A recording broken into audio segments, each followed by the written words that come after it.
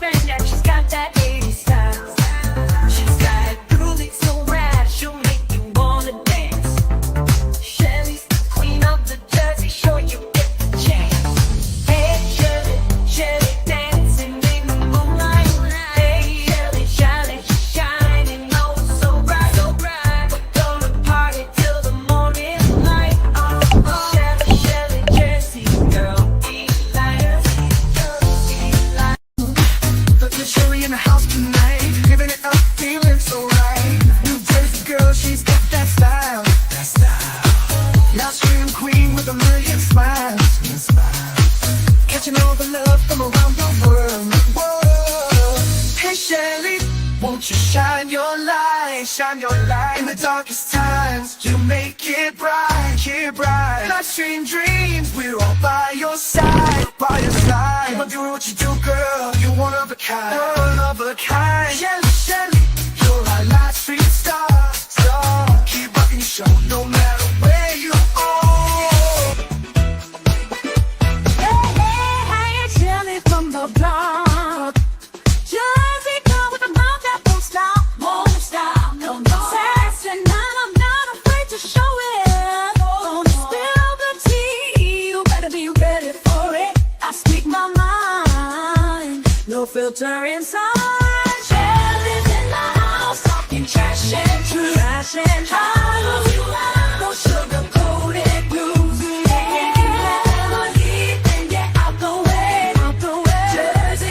Something to Shelly's in the house, time to break the rules. From coast to the city, I'm the queen of cool. You can handle the heat, then take the high. Shelly's in the house, drop the mic.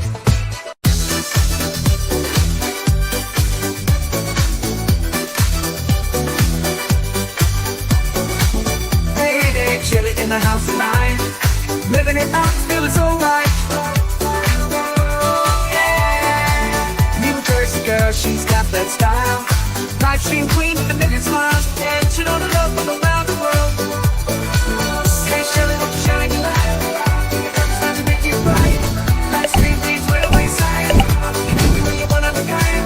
Shelly, Shelly, you're a live stream star. Keep rocking the show no matter where you are. Yeah.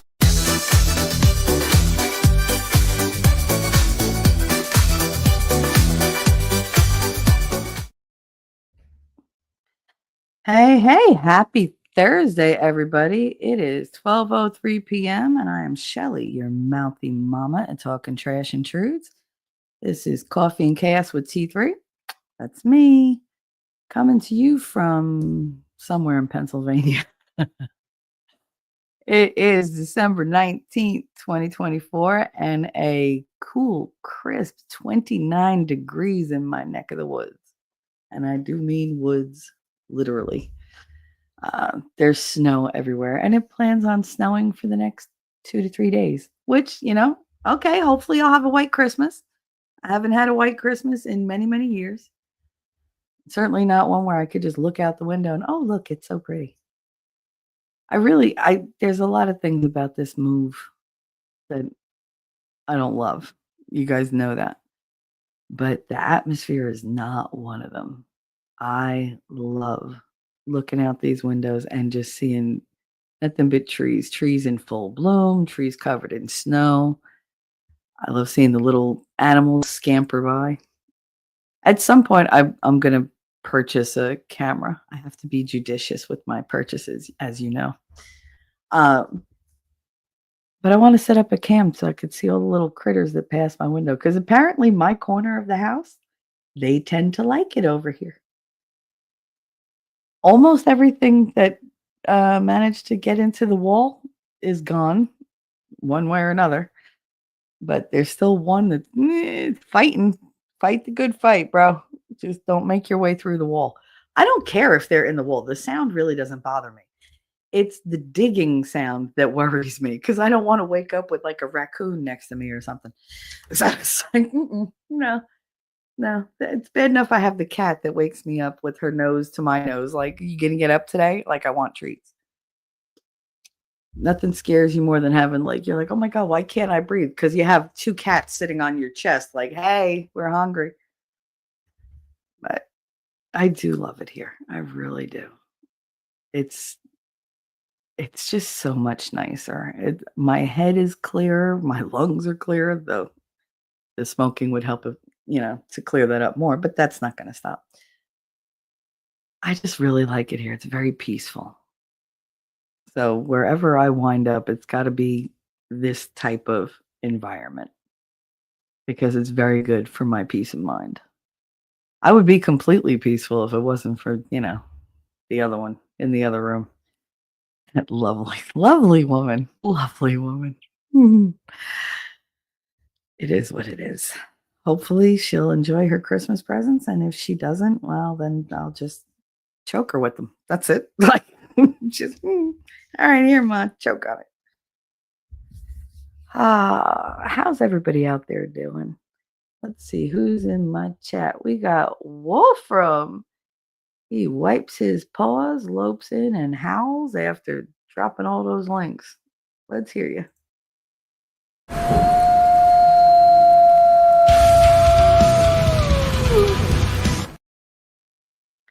And then, of course, you got my honey. There's Winning Reality saying good morning to Wolfram. Winning helped make everything better. And you know me. All I do is win, no matter what. No matter what, baby. No matter what. We got Heidi. I need something for Heidi. It upsets me that I didn't have something for Mimsy, to let her feel special. So, Winning, can we work on that a little bit? I have an idea. I'll tell you later. Heidi said it's 35 degrees Fahrenheit here. Oh, that's practically like balmy. At least it's not frozen. Ronnie, hi, how you doing? Hello, I'm doing things at home, but we'll be listening. Well, this is the good place to be listening only because I don't show anything. It's very rare I pull anything up on the screen because I know you guys are busy during the day. I want to be that voice in your head. Why not? I'm that voice for so many people. Let's see what updates do we got going on. Winning, bless her heart. You mean the lady in the other room? Oh, you don't have to. No, I've been wanting to do it. It's just, Christmas and everything else seems to rush in and take over my brain. Today's topic that we'll get to when I'm done chit-chatting is the origin of envy. And it's going to be a mostly like religious based stream. Would the human race as we know it have existed without envy? And you'll see my logic. It's not common logic, I don't think. I think it's just how my brain works. But I kept turning this idea over and over. And I've literally been thinking about the concept of envy for a couple months. I did a stream on it before. Grimm had brought it up and he wanted to know like what really is envy? Like, he wanted to know like where it came from. And I didn't have any answers. And I process everything even in like the back of my head. I keep things going and the file gets bigger and bigger as I add data. And then the other day something clicked and I was like, you know what? I'm going to do a stream on that because it's really the way I see it to me is very interesting. And I'm hoping that you'll have input on that as well. But right now, I'm just thinking about what's been going on. As you guys know, we lost Jeff, who's more commonly known as Legal Vices. And the internet did the internet thing, the good one, where everybody got together and they made something happen in record time. And he was at, I think, 85,000 subs. And so he always, he was pushing to get over 100,000, like you do. We were there for Joe when Joe did it, when Good Logic did it. We pushed and pushed until he achieved his goal. And Jeff wanted that, but unfortunately he passed suddenly before he could do that. So the people that admired him, enjoyed him, cared about him, got together and said, well, you know what? Let's make that a thing for him. Because, you get the nice silver YouTube plaque, the button, and that would be something really, really nice for his son to have. And then when his son has his own kids or whatever, he could say, y'all think YouTube is cute. Well, what's really cool? You had a grandpa with a silver button. Look at this. Like, ha, like grandpa did it. And if grandpa could do it in his, later years, you could do it now. Like you could do whatever you set your mind to. It's just a really good lesson for them. And it's something really, really nice to have. Inya, we got Inya out you all around you. Hello, lovey. So I think it was amazing because it literally took them less than a day and a half to push that through and get him over 100,000. And people came out who I didn't think would really care. There were some, for our circles, big creators, but so many small creators and so many just small participants, chat members went to Twitter and they went to Facebook. They went everywhere and just said, it doesn't matter if you listen, just sub. Don't unsub because YouTube is asshole. Just sub up so we could get them there. And they did it. They did it. That final push came.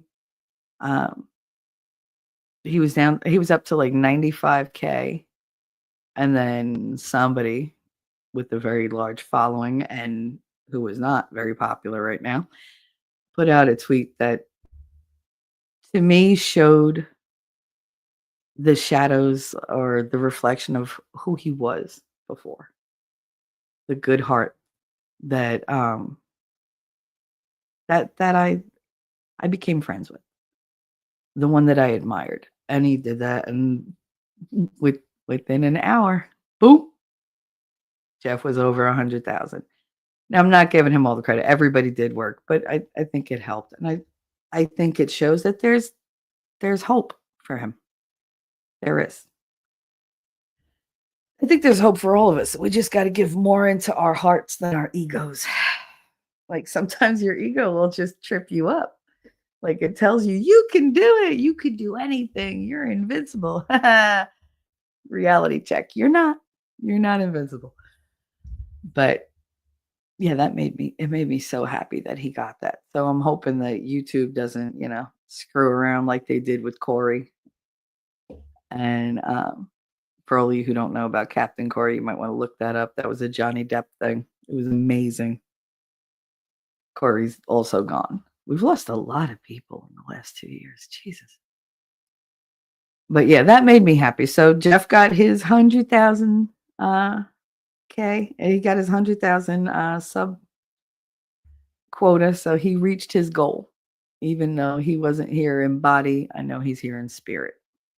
And it makes me really happy that we were all able to get together and do that for him. Believe me, I got him on every sock account I had. I was like, come on. So that's basically that's what I use them for, is to like help people like bump their numbers up a little bit. But yeah, that made me really happy. But again, we're gonna miss Jeff. It's sad whenever we lose anybody. But it gives us a chance to really take stock of what we do have. Envy is when you're looking around and you're, wishing that you had things other people have. And you tend to not look at what you actually have yourself. Nobody that walks around feeling envious of other people ever like really thinks about how somebody else is probably envious of them. Because we have weird standards of looking at things. Like we tend to be, think of envy as more materialistic. But there's a lot of things out there that you can envy about people. You can envy, hair color. You can envy, the way they talk. You can envy their friendships. You can envy how people look at them. You can envy confidence. Not everything is material. A lot of people feel lacking in different areas. And you're going to meet somebody who's stronger than you in that area, and it could lead to envy. It might be fleeting, and not really affect you or like make you act a certain way, or it could build resentment and make you do things you normally wouldn't do. Doo, doo, doo, doo. Heidi said Jeff is at 102K as of now. Thank goodness. I was glad when it hit 101K yesterday. I was like, oh good. Even if they like some people like unsub, or if YouTube's like, nope, nope, nope, nope, nope, he should still be absolutely fine. But now that he's at 102, that's phenomenal. See that, as much as I'm happy, I still have that voice in the back of my head going, I can't even get over 1K. Like, really? And it's not like I'm not friends with the same people. It's like, I don't know, but somehow I became persona non grata, and that's fine. I'm not everybody's cup of tea. I don't kiss anybody's ass. And that tends to be a no-no in certain circles. And if somebody wants me to kiss their ass and like suck up to them, and they're going to be severely disappointed because I don't do that. Elephant. Elephant. Good M, baby. How you doing? And Cool Gamer. I'm sorry, honey. You StreamYards just went right past me. How you doing, Cool Gamer? What's up? What's up? What's up? And you said been catching up on your stream last night winning. Aw. Last night was a good one. When you get to the end, me and T-Rex jump in there and just talk over winning. Because he was talked out. So and I was in a super snarky mood. So I was in rare form. So you'll enjoy the end of last night's. It's a good place to end. It was all good information. And then I just kind of went off the rails. But I mean, he knew that was going to happen. I do that. Never invite me on a panel unless you expect me to just be like, because apparently, according to my uncle, my mother ate the chicken's ass when she was pregnant with me. That's why I talk so much. I don't know what one has to do with the other. It's a weird superstition thing. Mark your calendar. Shelly's caught up with chat. That's for you, Wolf. If Daisy pops in here, don't feed the wolf. Don't feed the wolf. He's being not nice. Mm-mm. Chat, I'm disappointed. She's caught up. Do better. Do better. Don't worry. When I start talking about envy, I'm sure. I'm sure I'll get behind. But this time of year is just, it's a reflective time of year where you think about everything and take stock of everything, but you also have things that creep up where you see how everybody else is living and what they have, and you hear stories, and you have people over, you go to people's houses, and envy can be a huge part of that because we do miss out on so many things. And yeah, I envy people that have enough heart or balls to get out of a hole, if that makes sense. Oh yeah, no, I absolutely agree. I don't begrudge people their vices. I don't begrudge them their mistakes because it's part of being human. But when you languish there and you think that's all there is, because it's just easier to stagnate and just to lay there in your own pit of despair, in your own addictions, because you're not brave enough to try and fail. Because let's face it, they have the energy to do it. Because, it takes a lot less energy to not do something, like to avoid going out and like being, looking for your fix or whatever. But it takes a lot of bravery. And bravery, it's hard to be brave sometimes because there's a huge potential for failure. The thing is, when did everybody, not everybody, let me not generalize like that. When did it become a thing that if you fail, that's it? Like you're never going to overcome that. If we had that mindset, like the human race in general, we never would have gone anywhere. We never would have had fire, nothing. We literally would just still be in a cave going, hur, hur, hur. And let's face it, some people are, but or at least they should be in a cave. Uh, but why is failure so frowned upon? Why is it so feared? When you're a baby, you're not born with the ability to instantly, crawl, walk, run, talk. No, it's every day, every moment is trial and error. Anybody who's ever been around a baby who's learned how to walk, how many times do they fall on their butt? When they fall on their ass, do you think they sit there and go, "Oh, I'm never going to walk"? No, because they don't have that negativity introduced to them yet. They have that can-do spirit. I think that's what's so like that's what energizes me about babies sometimes. It's not just the cuteness, because let's face it, I've seen some ugly babies. Ugly. You ever do that? Like pull back, you're like, oh, you had a baby, you pull back the blanket on the carrier or on the carriage, and you're like, and you're like, fix your face, god damn it, fix your face. Because you're just like, wow. Yeah. And I don't mean to be mean, but it's true. There are some ugly babies out there. I love them just the same, but let's just face it. You're like, how many times did you drop this kid? Like on its face? Like, what happened? But I usually I blame the father, because the mothers go through all that labor. I'm not going to blame the mother. But I shouldn't blame anybody. It's just God being funny. He's like, "Hey, you know what? I'm going to give you tons of personality." Great. But where was I? I got stuck on ugly babies. Oh my goodness. Yamaha, how you doing, honey? Oh, look, see, I'm behind. I'm behind. Ellie's on the phone. She can't tag. I love how we all know that about you. Let me go back. Self-reflect. Is there something you envy? I mean, there's always something we all envy, whether we realize it or not.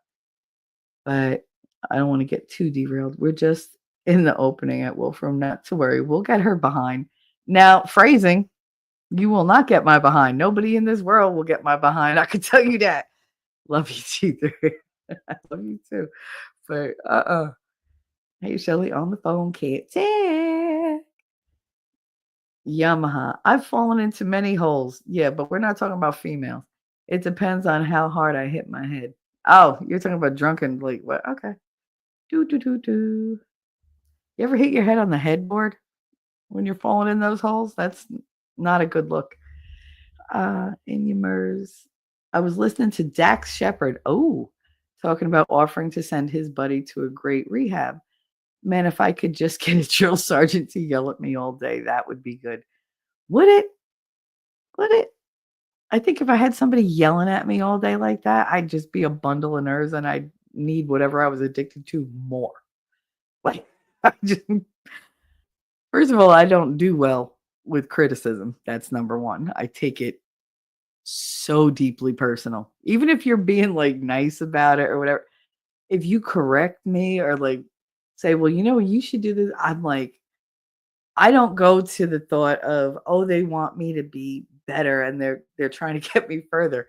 My mind goes to, well, they just hate everything I do and I've been doing everything wrong. Fuck them, fuck this. I'm not doing anything anymore.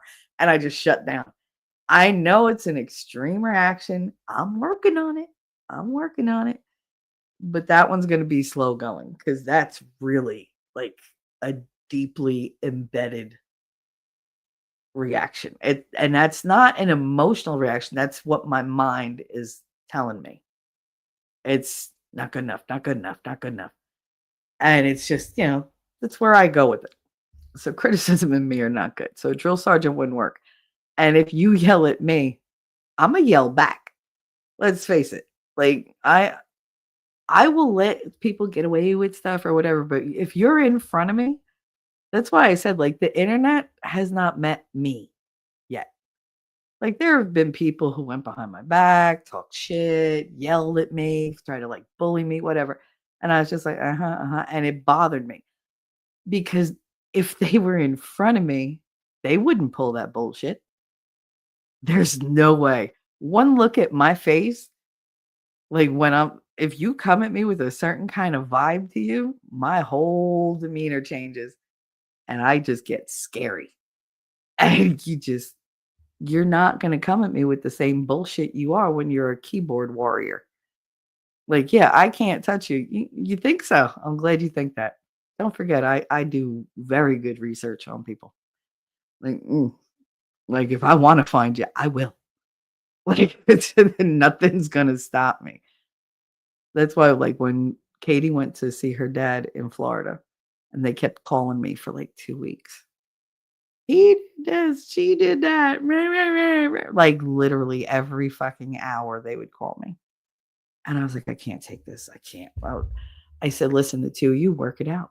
I was like, because if you call me one more time, bitching about the other one with the complaint, if you don't call me happy as like a pig in shit, I'm going to get on a plane, come down to Florida, kick both your asses, and come home.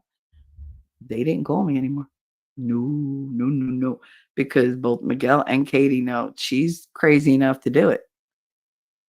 See, just don't push me to that point because you won't like what you find. So that's the problem with the internet. It's created this fictitious world where false bravery is like everybody's, calling card that, has a big mouth. And envy is the currency. Like everybody puts out their happiest or what they're projecting they want their life to be, because who's going to look it up and, like find out if they're full of shit or not. So oh yeah, I did this, I did that. No, you didn't. But they're like, oh yeah, well, we're so happy. Meanwhile, this one's cheating on that one, and that one's, going and has like a shopping addiction and blah, blah, blah. So you don't get to see the actual lives of people. You only get what they put out there. And they're not going to put the ugly stuff out. Not a lot of people do what I do and go, oh, you know what? Here's all the raw, ugly stuff of my life. Here you go. I hope it helps you because I need to process it and I can't do it by myself because it's lonely. And if I have to hold myself accountable, I won't do it. But if I do it for other people, if I feel there's a bigger purpose to it and I'm not just being selfish, like just focusing on me, then I'll do it. But if I'm by myself, I'm just like, fuck it. It's fine. I've been like this for so long. I'll just stay like this. There's no need for me to improve because nobody's looking. And I put it all out there. There are people who put it all out there, but what they put out is false information. They put out what they wish their lives were like so that other people could like look at them and, be envious. They want to be envied. I don't think they realize it. And I'm not talking about your average person. I'm talking about like the people who are constantly putting out, oh my God, I went to Italy overnight and oh my God, partying with these celebrities. Oh my God, look what my baby bought me. And it's like, did you really need to share that? Like, are you just sharing it because you're happy or are you sharing it because look at me, look at me, look at what I got? Like envy me. Don't you wish you were me? I hate those people. I hate them. And again, if Lady is here listening, because I haven't gotten there in chat, when I say hate, it's just extreme dislike. I don't feel hate for anybody, unfortunately. I wish I did. I really wish I did. But sometimes it feels better to say I hate them, even if I'm not feeling that level of emotion. I don't remember ever hating anybody to the point where I wish they really were like suffering or dead or whatever. I don't even my father. Can't I can't remember ever feeling that. I think somebody really has to be extreme. I think if you came after my kids, that would probably push me to the hatred point. But at that point, if you hurt my kids, you're not going to really exist much longer. So the hatred would be fleeting because you're gone. I'd make sure of that. One phone call. No, I'm kidding. I'd do it myself. But that's because they're my kids. They're my everything. At the end of the day, it doesn't matter who else comes in and out of my life as much as they matter to me. My kids are non-negotiable. There's no way I could ever turn my back on my kids or be so mad that I could walk away from them. And all the parents out there, you understand how that feels. You're like, I don't want them to ever go down those roads, but if they do, well, I'm their passenger. Like, I'll be right there with them. I'm not going to turn my back on them ever. And I think that's the way it should be. It's a good way to be. Winning said, if people knew who makes us persona non grata and why, they'd be shocked and like, what the fuck? Oh, I know. Notice how he says us, because everybody knows like we're a package deal. So if they're not talking to me, they're not talking to him. And I feel bad. I've spent the last like year telling him, go do this, go do that. Like, go hang out here, go make friends here. Because I feel like I'm just killing his channel, but he tells me I'm crazy, but all right, whatever. Ellie Fun. Oh my God, if you fail, get off your ass, dust it off, and try again. Exactly. I mean, look at those babies. Think about it. Have you ever watched a baby fall on its butt when it's trying to walk? Do they, like, sometimes they're shocked? Like the first time they're like, oh! Like they have that look, they look at you and they're like, oh my God, like that look of what happened? Like that wasn't what I wanted. And you giggle because they just look so cute. But then what do? They usually just get back up and try again. Otherwise, they put their arms out and they're like, oh, I didn't like that. Help me. And you pick them up, you stand them up again. You don't pick them up and go, oh my God, you fell on your little butt and you never have to try that again. I'm going to carry you till you're 90. No, you pick them up, you stand them and go, oh, you could do it. You encourage them. And they get that I can do it spirit. And they try again, fall again. This time they're not so shocked. This time, you can shape their reaction if you try. Like if they look shocked, you laugh. And if they see you laugh, they're going to mimic what you're doing. They're going to laugh. They're going to get that attitude of, oh, I fell on my ass and I'm shocked, but that was funny. Like, okay, again. That my kids were always, again. They always wanted to try something again and again until they mastered it. Connor didn't crawl the way other babies crawl. He didn't do two-legged crawl, like the even crawl. He figured out that he could be a little speed demon if he just used the one leg and made the other leg straight and just boom, boom, boom. Dude, he would just disappear. And like, I'd be like, where the fuck did he go? Like, he was just here. He was just gone. And everybody was like, because, Katie had problems with her legs. They're like, oh my God, is there something wrong with his leg? It's like, there's nothing wrong with it. Let him kick you. There's nothing wrong with that leg. You know how I know? Because sometimes he switches and does that with the other leg. And the two hands and the one leg, and he was boom, boom, boom. So instead of having to like put all that effort to do one, like right, left, right, like he was just right, but he would be gone. And my mother used to watch me go, how does he not go in circles? Because he's not an idiot. Like he knows how to crawl in a straight line. But he did that. Granted, Connor only crawled for maybe 3 weeks, maybe, and got tired of it and just walked up. Like he crawled up to Katie's wheelchair because she was sitting on the floor playing with the kittens with him. And he got aggravated because he didn't want to crawl. So he crawled over to her wheelchair that was parked against the wall. And he pulled himself up on her wheel and coasted around the room. He just held on to stuff for like 5-10 minutes.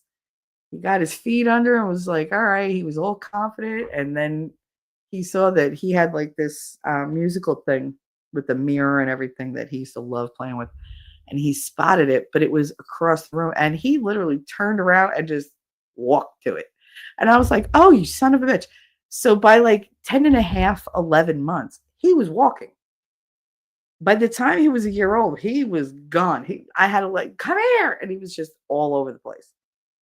Katie took her time a little bit. Like I got her first steps on video, which back then was like, you had to have the video camera and have everything ready. But I love that I have her first steps. And she took like 5 steps and then boop. And we were just like, what happened? But she got right back and she was so excited that she, oh my God, look at me, I'm walking. It was like, yeah. But him, he just took off. He was like, I got this. Once he coasted around, holding on to the couch, holding on to me, and he's like going right. And then he was like, he took 2 steps and was like, you saw like the light bulb go off over his head. And he, oh, that's how you do this. Okay. And he waddle, waddle, waddle, waddle, boom, waddle, waddle, waddle, boom.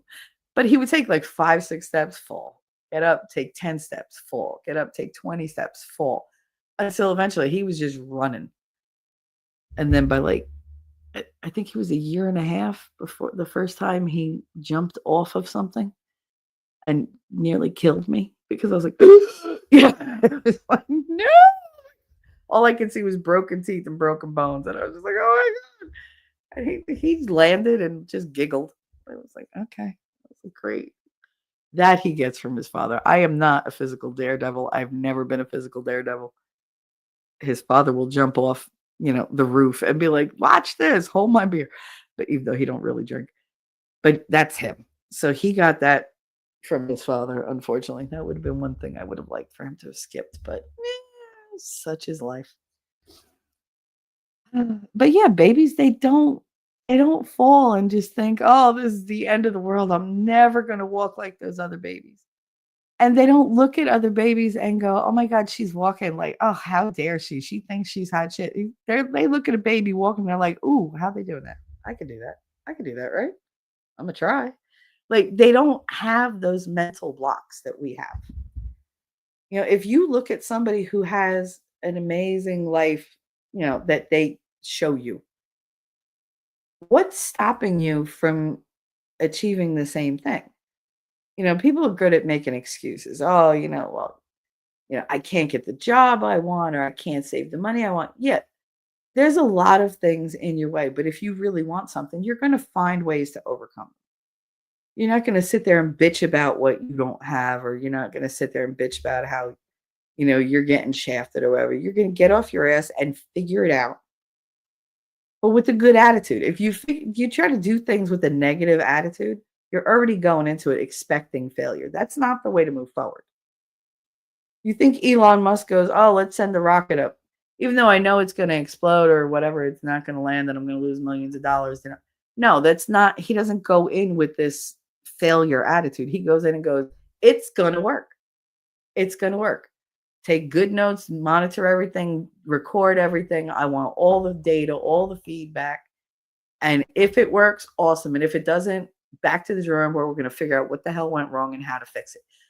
He does not go into it going, oh, this is going to be a shit show. He didn't go into this whole Doge thing thinking, oh, I'm going to do this, but oh my God, it's going to be so hard because people are going to this and nobody's going to like me anymore. Blah, blah, blah, blah. No, he went in and said, this needs to be done and it's going to get done. And if you don't like it, go fuck yourself. Like, you don't want to advertise on X? Advertisers, go fuck yourself. Like, I mean, this is what he does. He's like, all right, I've done the stuff on my own before. Like, maybe nobody knows how to do it. Nobody's ever going to know how to do it if somebody doesn't take the first step. Oh, God.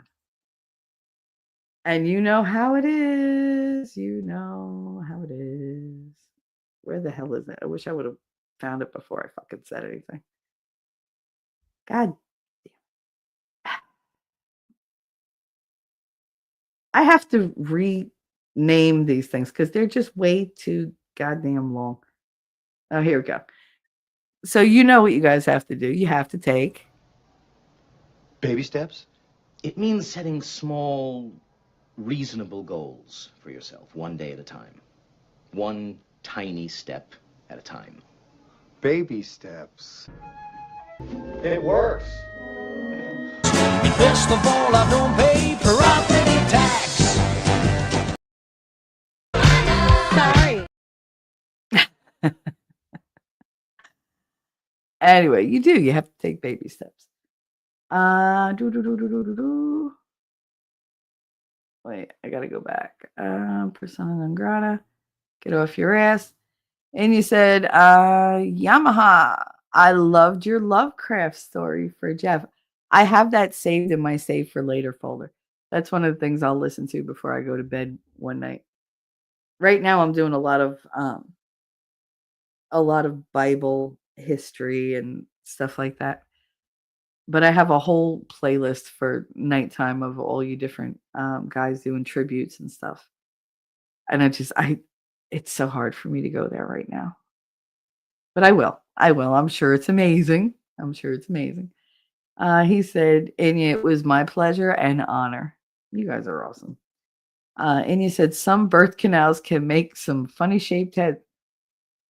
Girl, I told you, Katie came out looking like a cone head. She looked like the egg head from like Saturday Night Live, the cone heads.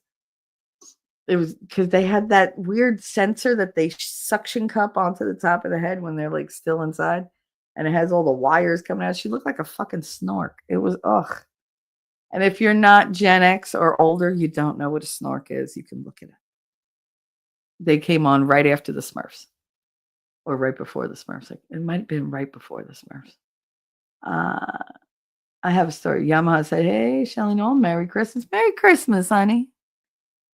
Merry Christmas to you. And to anybody out there who's not a Christmas person, happy holidays, happy Hanukkah, happy Kwanzaa, whatever the hell you celebrate. Happy that. Go be happy." Heidi phrasing headward. I mean, really.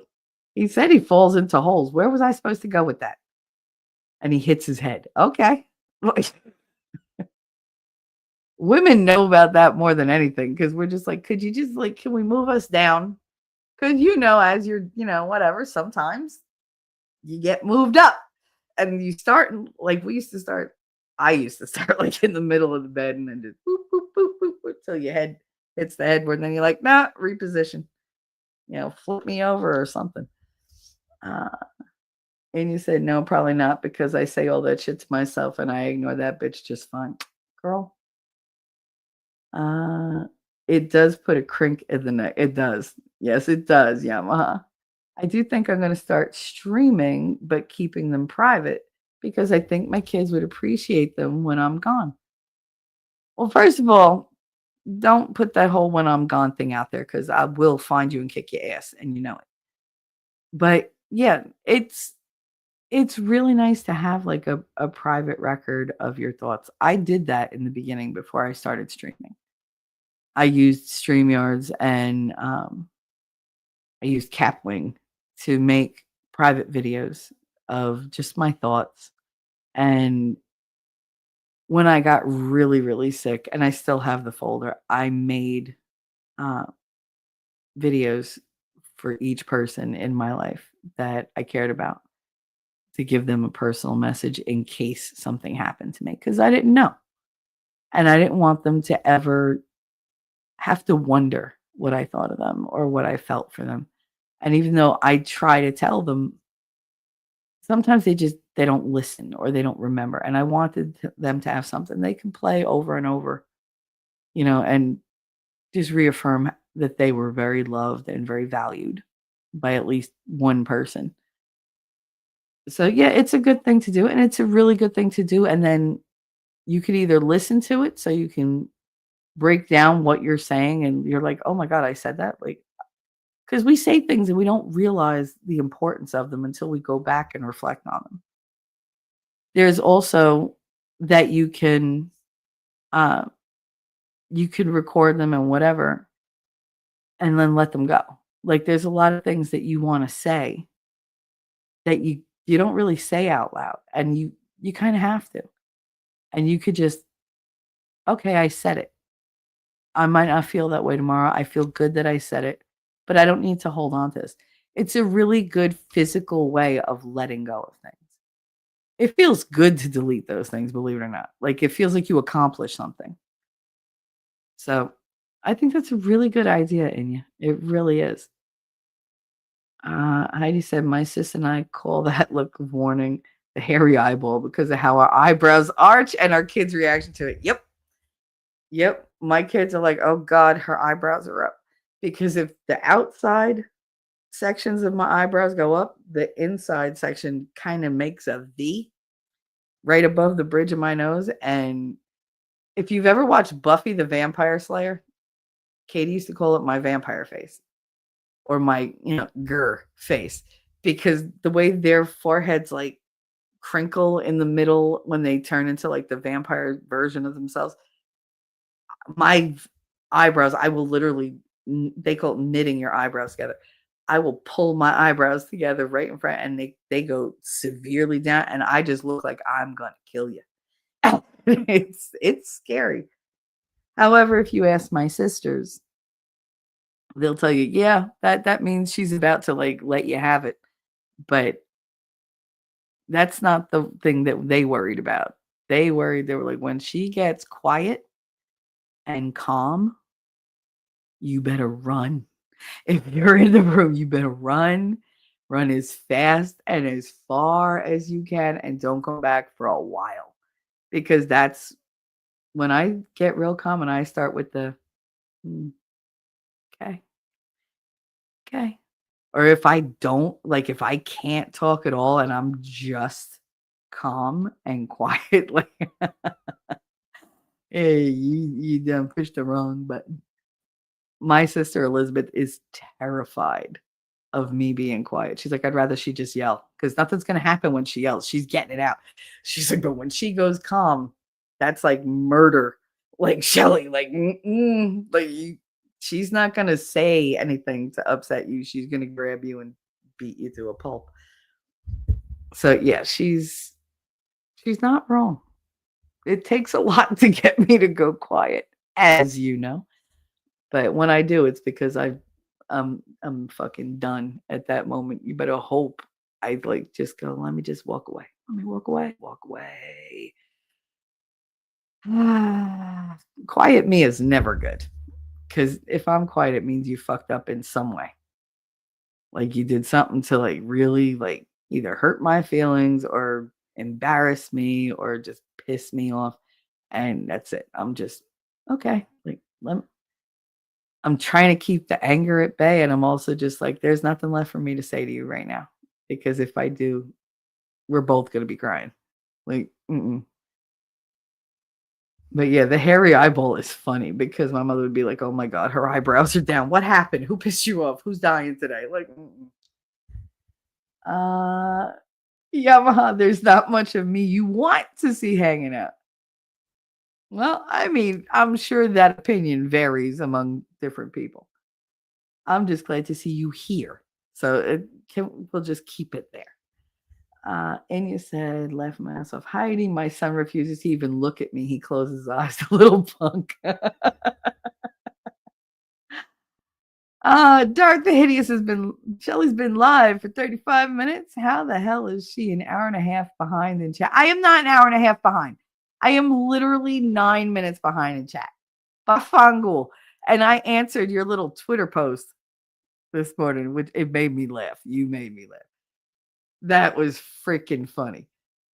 The whole, oh, they've been lying for 100 years. Look at the examples. Like, women are equal to men. Women should vote. I was like, if you don't know what I wrote, I laughed and I said, I'm just going to sit quietly over here holding my 19th because that's what I'm doing. I'm just still holding my 19th.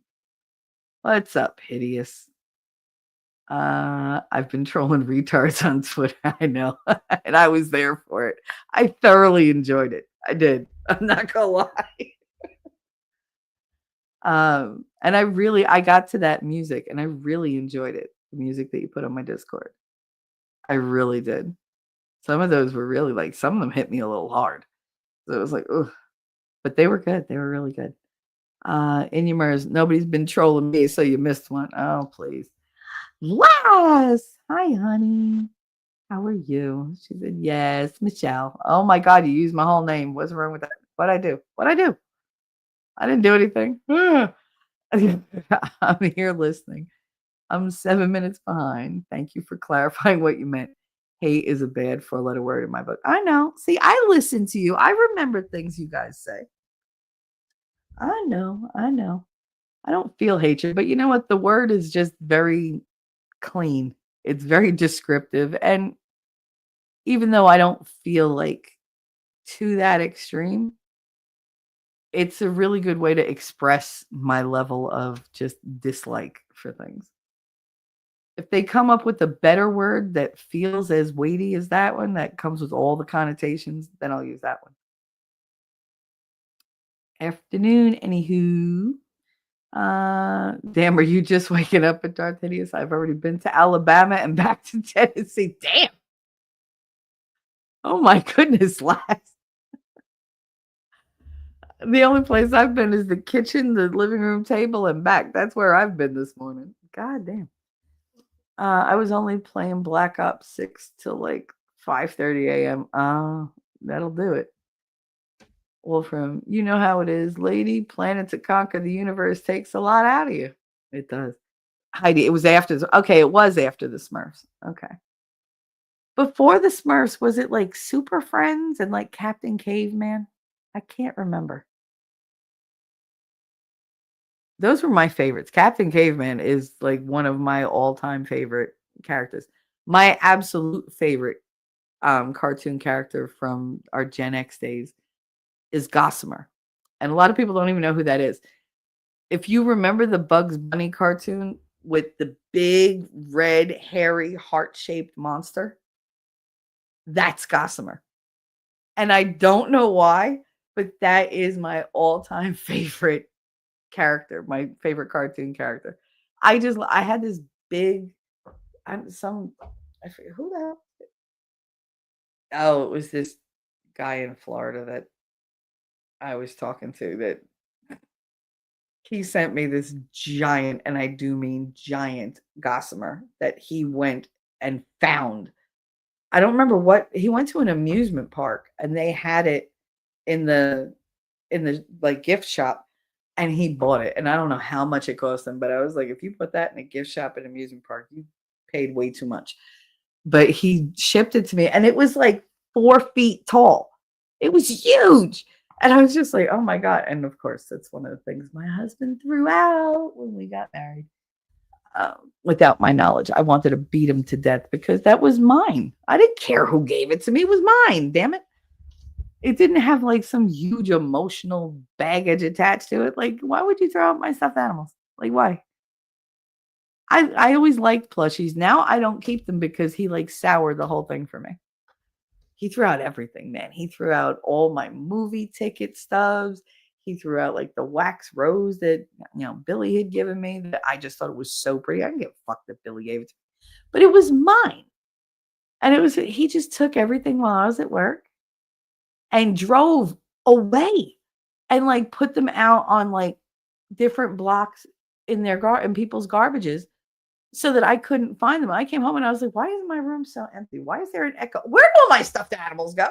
Because they were all on top of like the dresser. I had really high hutch dressers with like the bookcases and everything. So they lined the entire top of like 2 walls. And I had a lot of furniture. And he totally cleared them out. And then I was like, oh my God, he got rid of everything. He got rid of like, cards that people had gotten me. I was so mad. I felt so violated in that minute because I was like, did I throw out any of your shit? No. Then why would you throw out mine? And behind my back to boot, you coward. Like, we could have had a discussion about it. I could have boxed them up, put them in storage, something. But you just got rid of my memories. Like some of these came from people that aren't here anymore. And I kept the stuff that I know your dad gave you. I don't care. I don't care. That was my stuff, my memories. That's like taking little bits of my heart and just throwing them away. Like, oh, I don't care. And that right there should have told me, you know what? Don't be with this man. He has no respect for you or for your own, like your well-being or your property. Don't ever be with somebody who has no respect for you. Talk things out. Don't be a jerk and just do things that can't be undone. I didn't realize I was still so pissed off about that. But anyway. Yeah, the universe does take a lot out of you. Well, from the calm before the storm. Yeah, but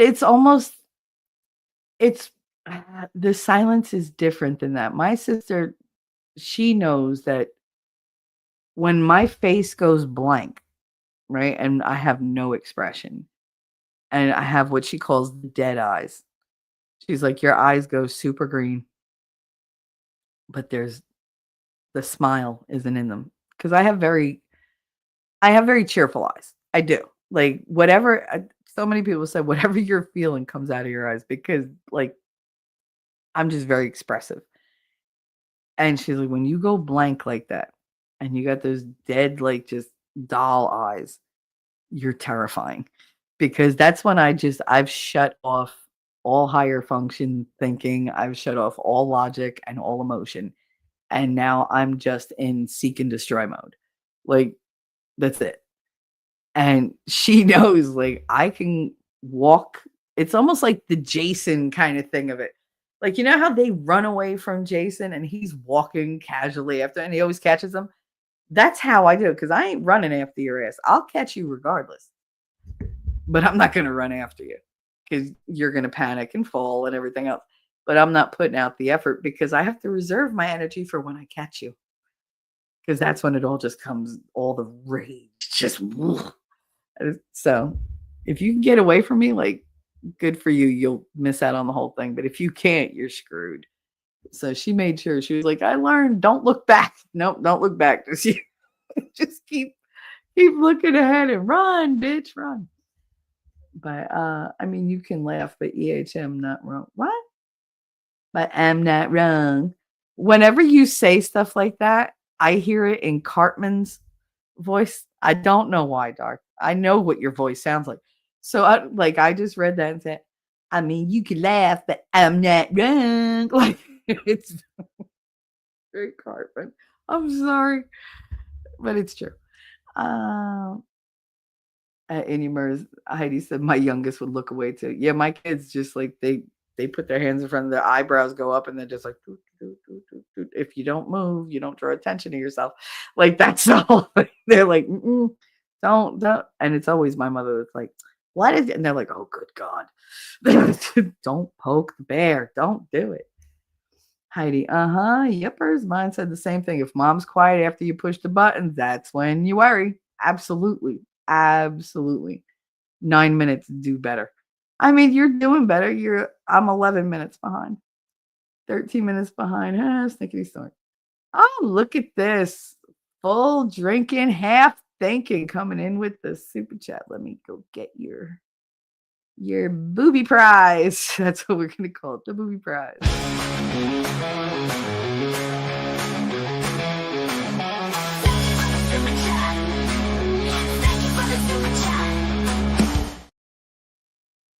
That is so awesome. We got a full drinking, half thinking with a $20 super chat. Thank you so much, honey. Just sending a nice little wink and a kiss. Well, good morning to you too. He's like, good morning, y'all. There you go. Hello to you. I hope you're having a wonderful Thursday. I know I said the M word last. I'm sorry. Two. I won't do that.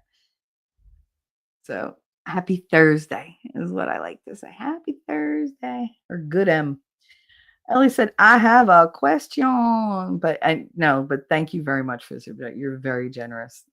I do want to point that out. So if you could just say thank you, guys, to Full Drinking, Half Thinking, make sure. I'm sure Wolfram already threw his link up in there because or Heidi. Somebody's always on it. I'm terrible with that stuff, but thank you so much. I do appreciate it very much. This has been a rough year. And I give what I can, but some days, man, I'm like, the well does have a bottom. Yeah. It's like, I don't know what it is. It's funny. I stretch money until it cries. Thank you for the super chat. Full drinking, saying hi to everybody. Old time cartoons, Ben and Jerry, Bugs Bunny, Smurfs. Then the ones that you said. At least that's what the channel I had as a kid played. I mean, let's be real. Anybody who's under 40, I would say, has no idea that we only had Channel 2, Channel 4, Channel 5. Like, you had specific channel, and if you were lucky, you had the Cartoon Network, which didn't really show excellent cartoons. Or you had like TBS, Turner Broadcast Network, whatever the hell that was. They would have like stuff on there. USA, even Lifetime used to have like cartoons and stuff on it every once in a while. But we didn't have a lot of choices. You couldn't watch something that your parents would walk in on. And everything that, cost money, most of the time we didn't have subscription cable. Like nobody had that kind of money. They weren't going to waste that kind of money because everybody worked. And we were out of the house. Nobody was sitting home 24 hours a day. There wasn't the ability to just take out your phone and watch it on there because your phone had a rotary dial and hung on the wall, had a big old cord connected to it, which meant everybody was privy to your conversations if you didn't have your own phone in your room. Oh, hold on. What happened? Okay. Can you not? I'm live. Thank you. I'll get it later. Um, Sorry, he interrupted my train of thought. Oh, but yeah, we didn't have a whole lot of things to watch. So whatever cartoons there were, that's what they were. And our commercials were all toy commercials during the kids hours. They didn't have any like inappropriate like weird stuff or whatever. We had like Slinky commercials, you had Barbie commercials, you had the Sears catalog commercial. Who remembers waiting for that Sears catalog? And I know our parents looked at us like, "Oh, you delusional little thing," because you go through and you dog ear every page of what you wanted, and you'd be like, "Okay, here," and you'd give it back, be like, "This is the stuff I want." They'd look at you and be like, "Sure," like whatever. My mother always like dismissed whatever, and Daddy'd be like, and then just take the book and I'd get the things that I wanted because he was just like, oh yeah, yeah, just put the book down. Yeah, I'm sure Mom will get to it later or whatever. And she'd like look at it, and I always knew because she'd look at him like, "Are you crazy?" And she'd be like, "Yeah, because I'm gonna waste all that money on junk." And she'd leave, and I'd just go away all disappointed. And then Christmas morning, I'd have all these packages, and my mother'd be sitting there furious. Where did that come from? Where did that come from? Where did that come from? She'd be like, "I agreed to get blah, blah, blah. Where did all this stuff come from?" Because he went and bought it. Because he was like, "No, like he didn't get spoiled as a kid." He had the type of parents that would throw him a birthday party, wait for everybody to come over, and then mysteriously make up some transgression and be like, "Oh, that's it. Go to your room," and send all the kids home. And he would spend his birthday by himself in his room. So he didn't want that for me. That's why he used to go out and get the character cakes back before it was a popular thing. They used to hand draw with the gel and everything, the characters on the cakes. And he'd do them all. He just, all right, she loves, Mickey Mouse, will get a Mickey Mouse cake. She loves Superman, Wonder Woman, Annie. He did a Muppet movie one. He did a unicorn one. But every year it was a big sheet cake that he would spend a fortune on. And he'd make sure there were all the balloons and all the party hats and whatever, because he wanted me to have the best experience possible. I always had to have a new dress on my birthday. And it was always for me. And it didn't matter to anybody else in my family. He was the one that made it special. Christmas was not about me. It was about everybody else getting together and, the food and whatever. I was the only kid for what?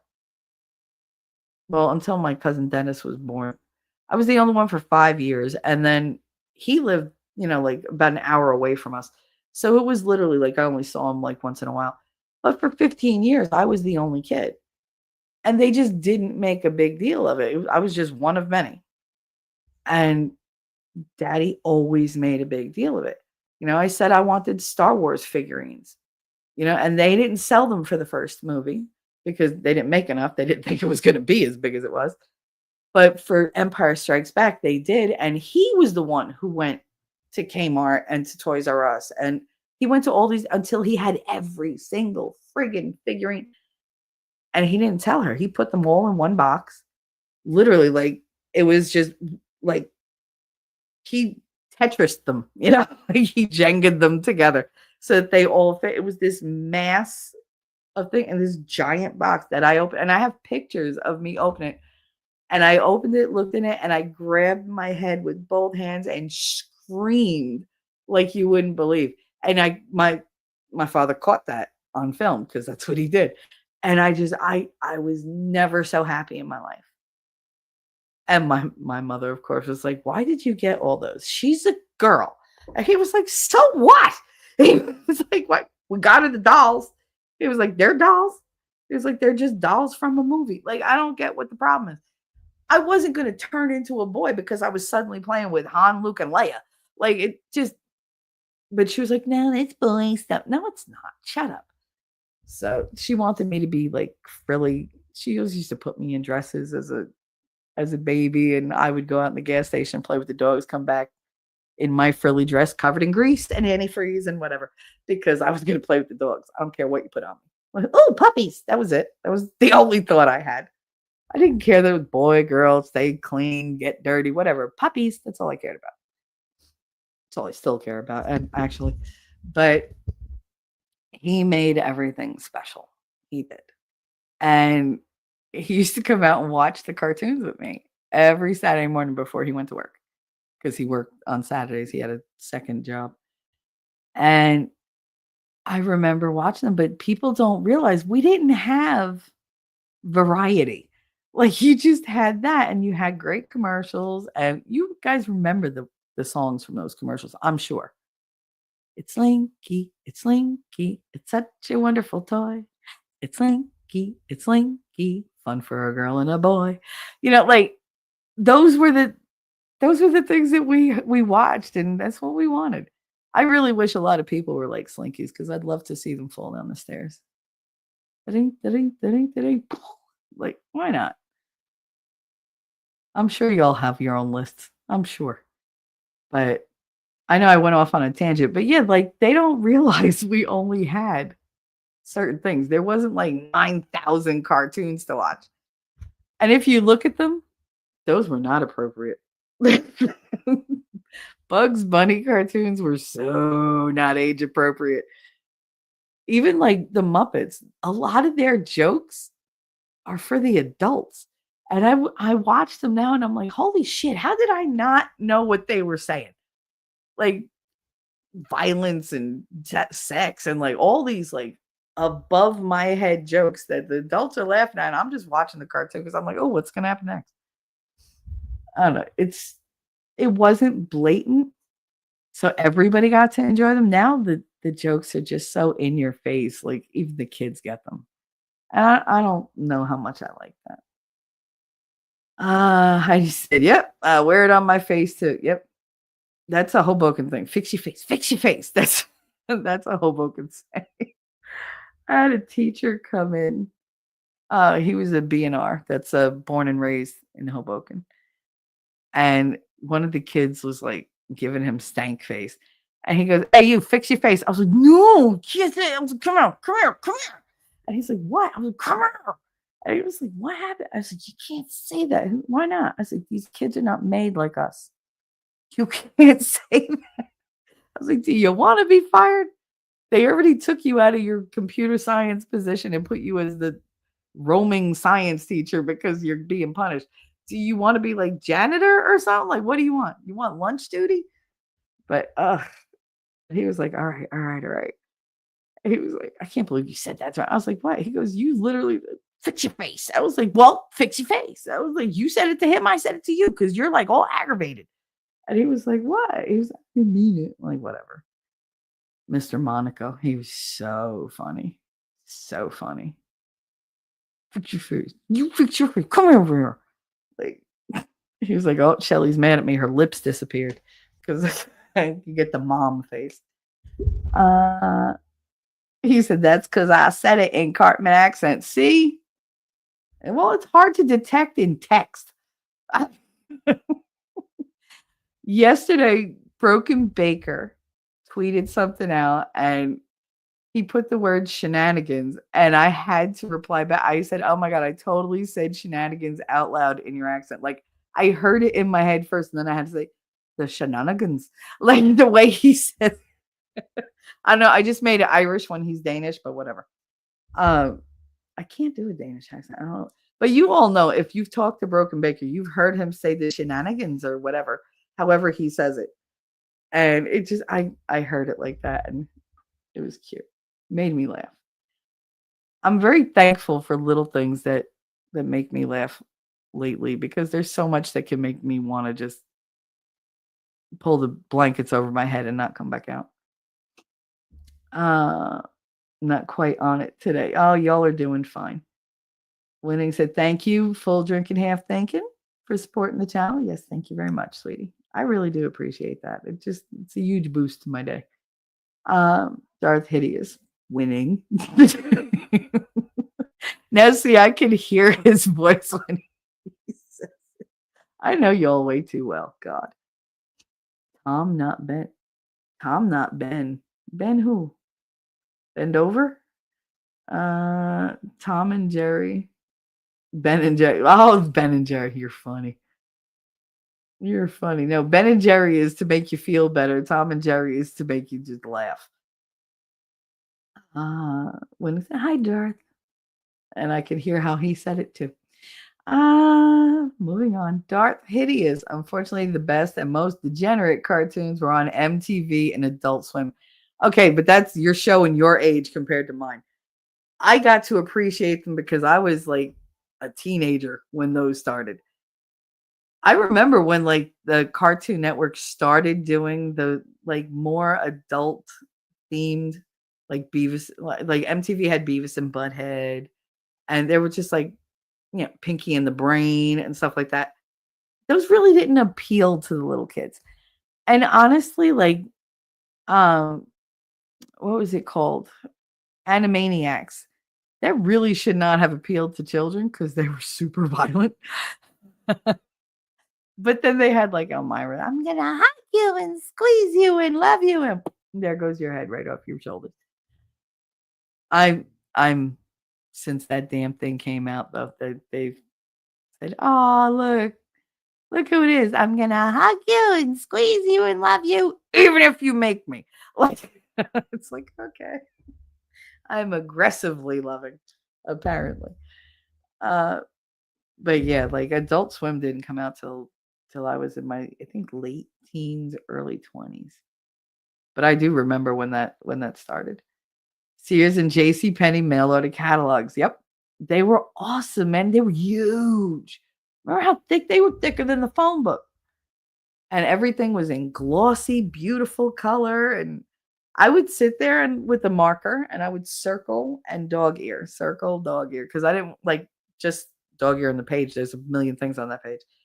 And then you have to like go and find the one version you want. I was very specific. It wasn't just, oh, I want one of these. No, I want this one right here. See the little one right here? This hard to get one. That's the one I want. I don't give a fuck about the rest of them. I want that little one. My son is going to come in here with the package because FedEx just delivered my mother's chestnuts. Let me tell you something. If she does not act all like appreciative over the chestnuts, I'm going to hit her with them. I swear to God. Sorry, I'm back. Oh, welcome back, cool gamer. What's up? Don't leave us. Look at this. I'm 9 minutes behind. Na, na, na, na, na. I never saw catalogs until we moved up north. I mean, maybe that was it. Did you guys not have them in the South? Or did they just, well, maybe, I don't know. Maybe like if you lived further apart, like they didn't want to stress the mail lady out or whatever. I don't know. I can't think of a reason why you wouldn't have them. Unless you guys just didn't have Sears stores down there. Like, did you have Sears and Roebuck, or did you have J.C. Penney, or did you have like, oh, what the hell are those? Oh, what are the name of the big chain stores, like the big department stores that you guys have in the South? I remember when I moved to Kansas, they had not Borders. What the hell was it? Hold on one second.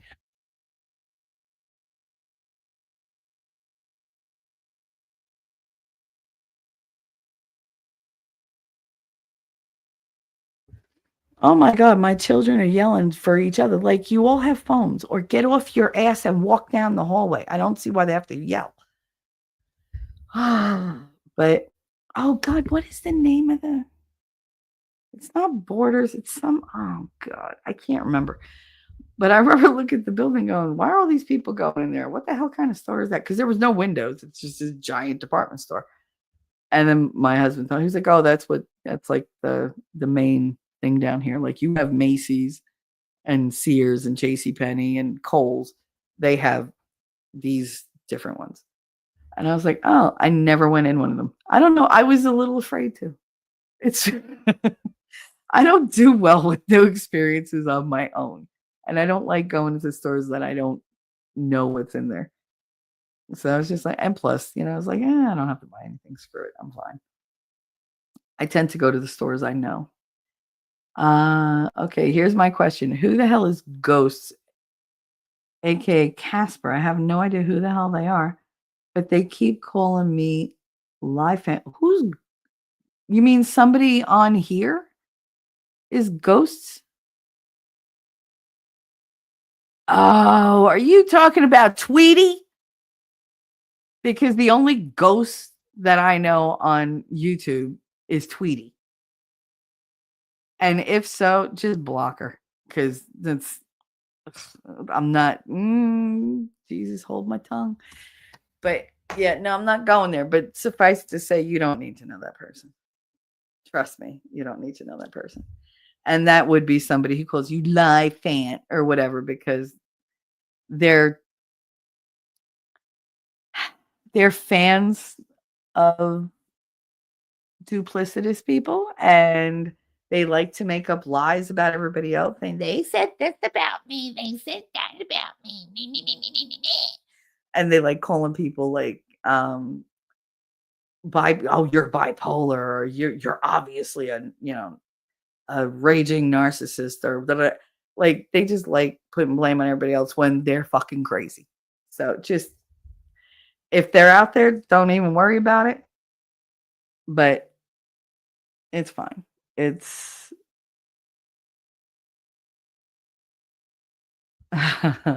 son is complaining to me on my phone. But yeah, if it's the ghost that I think it is, and that sounds about accurate, who the fuck is it? Yep. Who the fuck is Tweety? Lady said my phone died. Had to get my notebook. Aw. Lady said Tweety. There you go. Who the fuck is it? You remember Tweety? Yes, you do. Tweety likes to fight with people. She was on the morning show that I had with and I woke up late. I had just gotten out of the hospital, and I woke up late one morning, and I came in like 10, 15 minutes late, and he had invited her to like stand in until I got there, which was dumb, but whatever. And I went in, and she was like, I yawned or something. And she was like, all right, whatever, Shelly, like, wake up. And I was like, who the fuck are you? Like, this is my motherfucking show. You shut the fuck. I was so mad. Like, I just woke up. You do not want to push my buttons when I just woke up. You got to give me 15 minutes to a half an hour for me to get human, because I will rip your head off, especially if I haven't had my coffee. And I was late, so I was already embarrassed that I had to join my own show mid-panel. And she was like, and then she right off the panel because she was embarrassed. And after that, she hated me. And I was like, well, and she left. She's like, boo. And I was like, oh my God, you chased her. I don't give a fuck. Anyway, on with the show. Because I really don't care. Like, if you're going to be that butthurt, you're getting in my face, and then I get back in your face, and then you, oh my God, she's abusive. Shut up. Like, just stop. She has me blocked all over the place. And she goes into chats and like talks shit. I don't know if she still does. She did it for like almost a year. And I have sock accounts. I go and bitch, I can see you. Like, are you kidding? Like, you can't hide from me. So it is what it is. But yeah, she was always on the Amphibian. She changed her name, had different accounts. Oh my God, these kids are driving me nuts. Sorry for yelling, Grandma felt. No. Oh, she needed Connor. Lord. All right. All right. So my mother fell. That makes all three. So we have the The trifecta. First Katie fell, then I fell, then Katie fell again, then my mother fell, but she's fine. All right. So, all right, God, can you just make her not fold during my shows because it's a little distracting? Thanks. Appreciate it. Yeah, she was on the channel and on Malloy's. Yeah. She was everywhere. No, you know it. If you go back, she was always like stopping in by Joe and stopping in by Nick, and she just had nothing good to say. So doesn't mean I barely know who he is. Y'all, I don't sit on here all day. I have small children and a fucking life. She was on Vice's. Her and Vice got into it because she's very bossy.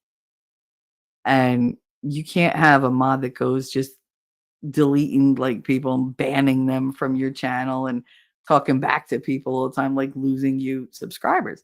And that's what she was doing. She was definitely in Hayden's. He got into it more than once with her. More than anything, I'm annoyed that people think I know who the hell they are. Yeah. Yeah, she's just like I said, she's not worth your time, honey. Just block her and just ignore anything she has to say because she's full of shit. Oh, they're having trouble streaming to X. Okay. You guys can still hear me though, right? On YouTube? Because X is apparently having a problem. I saw her first on Nick Ricciata's chat way back when. Yeah. Darth, what is Twatty US News?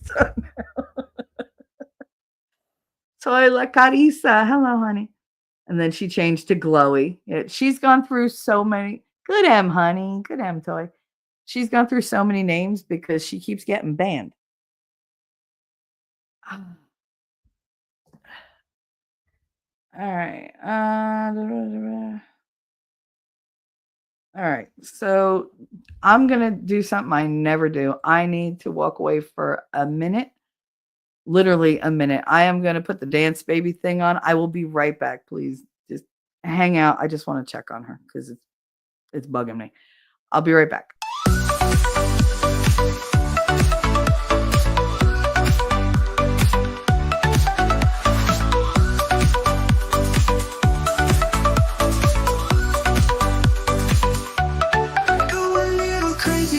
Dance for me, baby. That look in your eye when you dance for me, baby.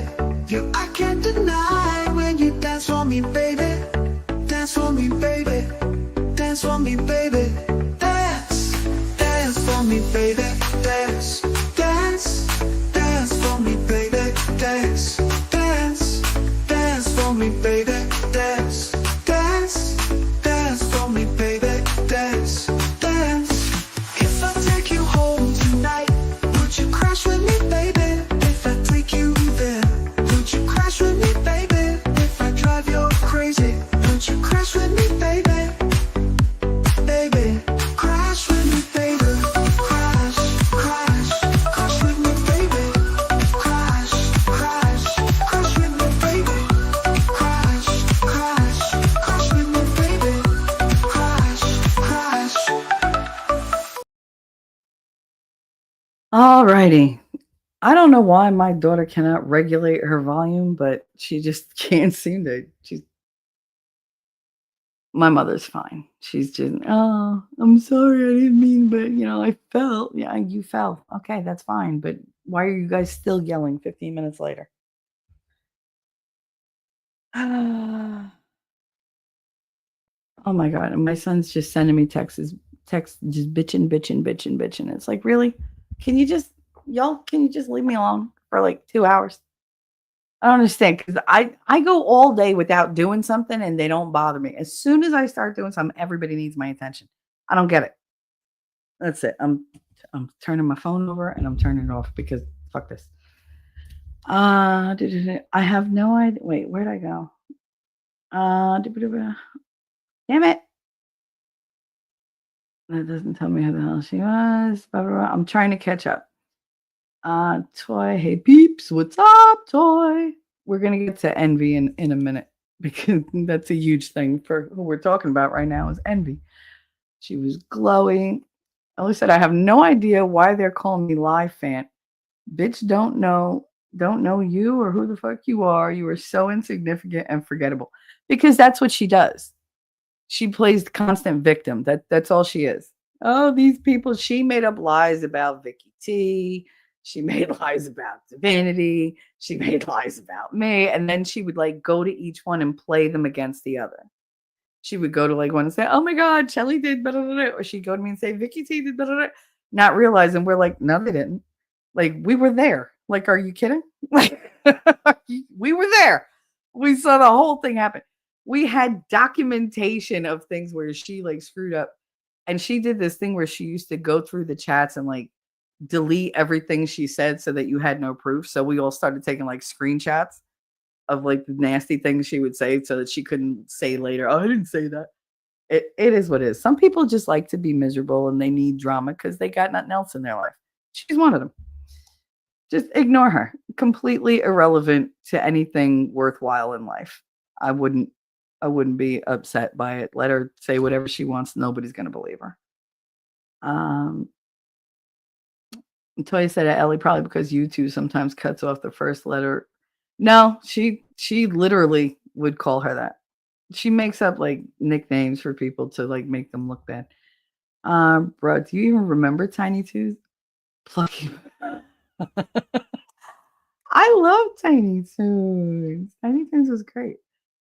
Yeah, Ellie, I doubt it too that it was a typo. No, that's just who she is. But you know what? You're better than that. And we all know that you're not a liar. So the people that matter know you. The people that don't are going to talk shit. Gen X that came out when I was in high school. Really? Tiny Toons was high school. It does to me all the time. I don't know why.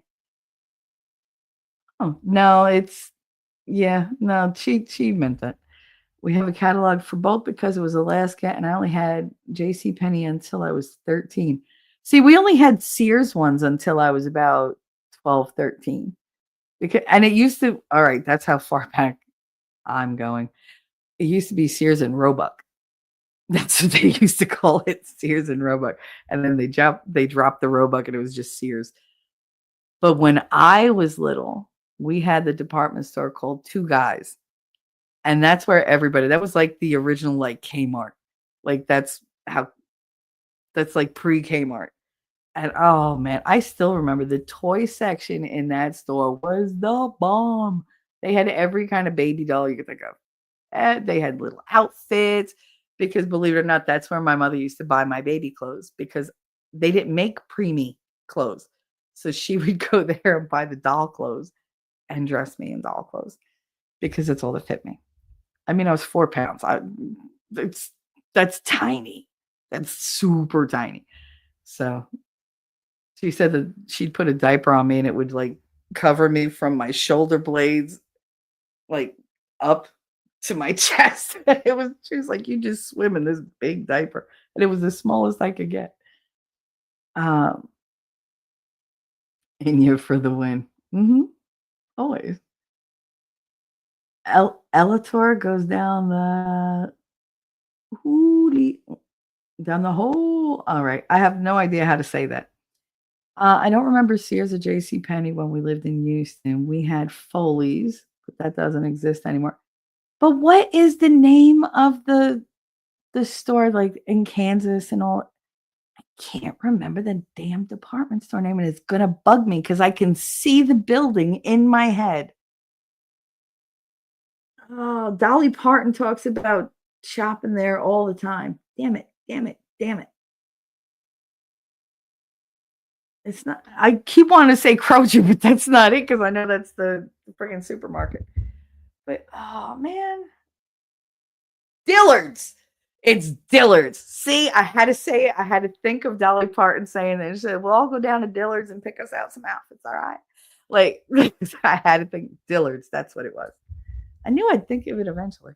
See, Dolly. Thank you, Dolly. Dolly makes everything better.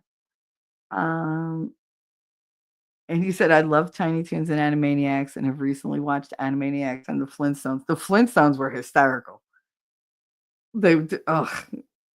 I swear, like that was very reminiscent of my family. Everybody yelling all the time.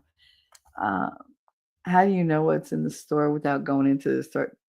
Well, I mean, the internet wasn't exactly as um, what do I want to say? Inclusive of all the information or as thorough with information as it is now. Like if you pulled up somebody's website, first of all, it took 10 minutes for the damn thing to load, and then it would freeze for a half an hour, and then you'd have to shut your whole computer off. Like it was bad. So I couldn't exactly look it up, and I didn't have any circulars, and I was just like, I don't want to go in there because I was brand new to Kansas. I just come out of Jersey. I'm already adapting. And I'm just like, I don't know what kind of people are in there. Like, I don't know if I imagine like, oh, over here the moonshine still.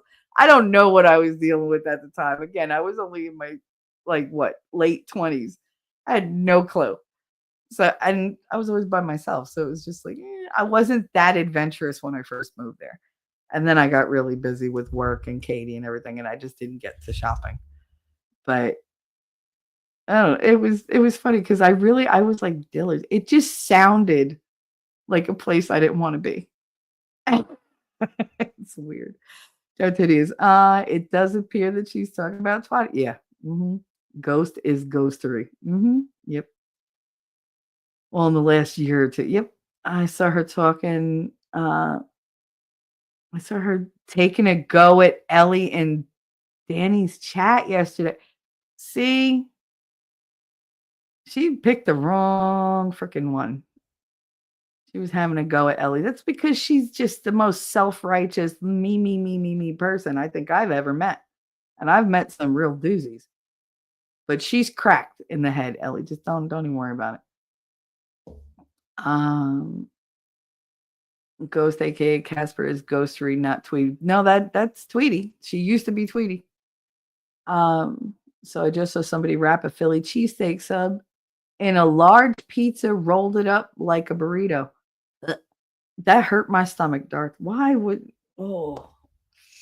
thank God he said, what the fuck is wrong with people? That is just bad. That's so bad. Ugh. I'm dying for a good Philly cheesesteak.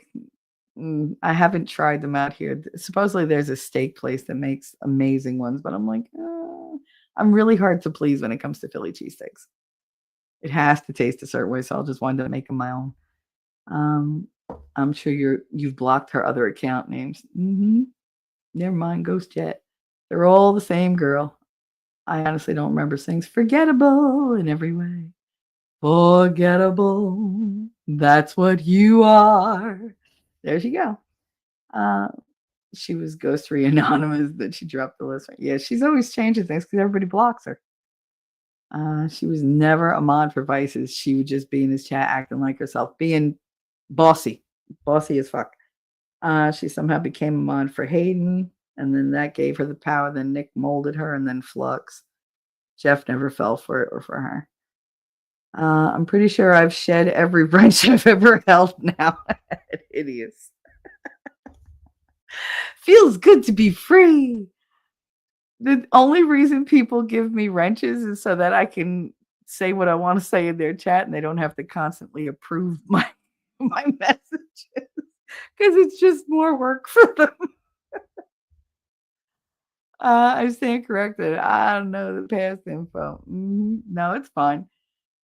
It's just we have some people that we keep an eye on because you can't trust them, and they come in as new people, and they're all like, "Hey, I want to get to know you or whatever," and because they want information and whatever to screw you over for some slight that they've imagined you've done. And she's one of them. What does she always call me? The cluster B person? Oh, she's cluster B all the way. Bitch, I'm not crazy. You're crazy. I'm not crazy. Being on YouTube has taught me one thing, that yes, I have trauma issues, but I'm not crazy. I've seen crazy. I'm not it. I have emotional reactions. I have a problem with emotional regulation. I do. But that's part of my fucking nervous system because of how I, was raised. Literally from birth. But I'm working on it. But that doesn't make me crazy. I still have the ability to use logic. These people don't. They live in like this alternate reality where everything's, oh, the world is against me. If you want it to be, I mean, you just wrap yourself up in that victimhood blanket and you just sit there and nobody cares. Toy said she's been cool with me, to each their own. Just be careful, okay? Because she flips on a dime. She was real cool with me, and then she just wasn't. And it was like an all-out world war. She went on everybody's channel talking shit about me. And it was like, whatever. Like, I don't care. We got the Montgomery Wars. I remember them. Well, we didn't, but my Alma and Opa did. I remember Montgomery Ward. Yeah, that was like the older people got those. LaSalle's was for the store for us. I never heard of LaSalle's. Are these stores like Macy's and JCPenney and all that? Like they had like the makeup counters, the perfume section, the men's section, kids section. They had like a whole sports section. There was I remember back then, like department stores sold everything. They sold washers and dryers, they sold beds, they sold couches. Like you could literally, it was one-stop shopping. Everything you needed except maybe food was here. Any appliance, computers, whatever. It was all right there. And the prices were ridiculous. Ridiculous.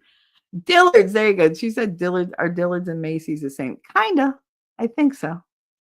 It's the same type of thing, but I didn't know that until I looked into it later when Dolly mentioned it on one of her shows. She was talking to Loretta Lynn and she was like, we'll go down to Dillard's or whatever.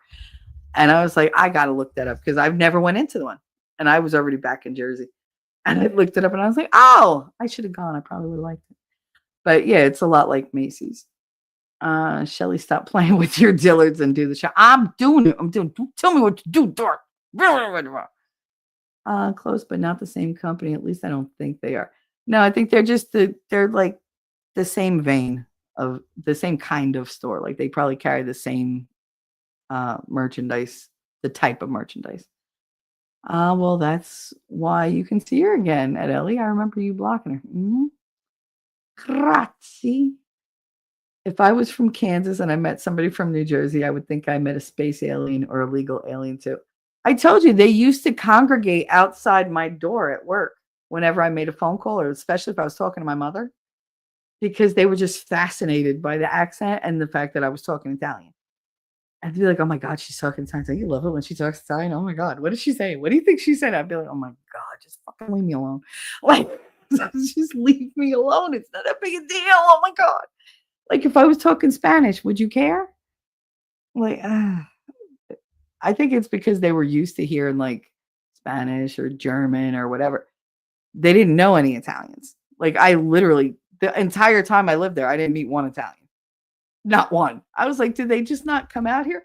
And you could tell when you went to the store too, because I had to go to the specialty international food section to get the ricotta cheese because and mozzarella, because they didn't sell it with the rest of the cheese. It was special. And I was just like, why is that so like, who the fuck don't make things with the ricotta? How do you make like stuffed shells? How do you make baked ziti? You know how they made baked ziti? It was macaroni and sauce and some meat, maybe, and a little bit of shredded mozzarella cheese. Although I had people put cheddar, and I was just like that was like a knife to my heart, man.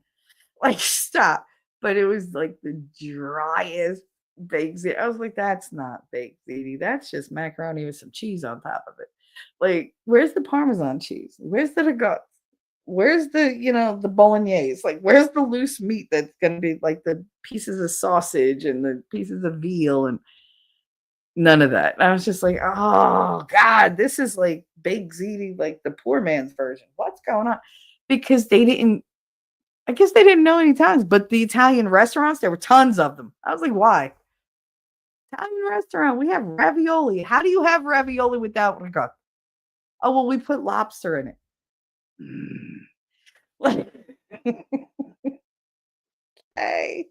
Okay. I can't. But yeah, no, I had a lot of fun in Kansas, but it was a culture shock. that there was so little of my heritage represented there or even available. Like that was accurate. I used to make my mother ship me overnight ham and mutt sandwiches in a cooler. Like she literally sent me like 6 of them so I could put them in the freezer and have them. And my daughter was like, "So, oh my god, I haven't had ham and mozzarella in so long." But yeah, it was a thing. Ellie said, "I guess I got to bring up the stream and reblock." Oh hell yeah, Danny or Donnie on? Probably Donnie on. Donnie on direct. Can we talk about how it was inappropriate to go at somebody in a chat stream set up as a memorial for someone who died? Bitch, you're tacky as fuck. Yep, that's sweetie. You got the nail on the head, honey. That was a very succinct description. Good for you. I approve. Yeah, she tacky as fuck. Philly cheesesteak over a steak, never. Philly cheese over a steak, never. I mean, I love Philly cheesesteak sandwiches. That they're great, like when you're watching a game or whatever. But yeah, no, I'd take the steak. I would. But sometimes you just want the Philly cheese. Like I want the bread and like the cheese and everything else. What's she gonna slight me for? Wait, let me. I can't. I wish I knew what Ellie's voice sounded like. She's a fucking rando stranger on the fucking internet. That's how I read that. I hope I did you justice. I'm sorry.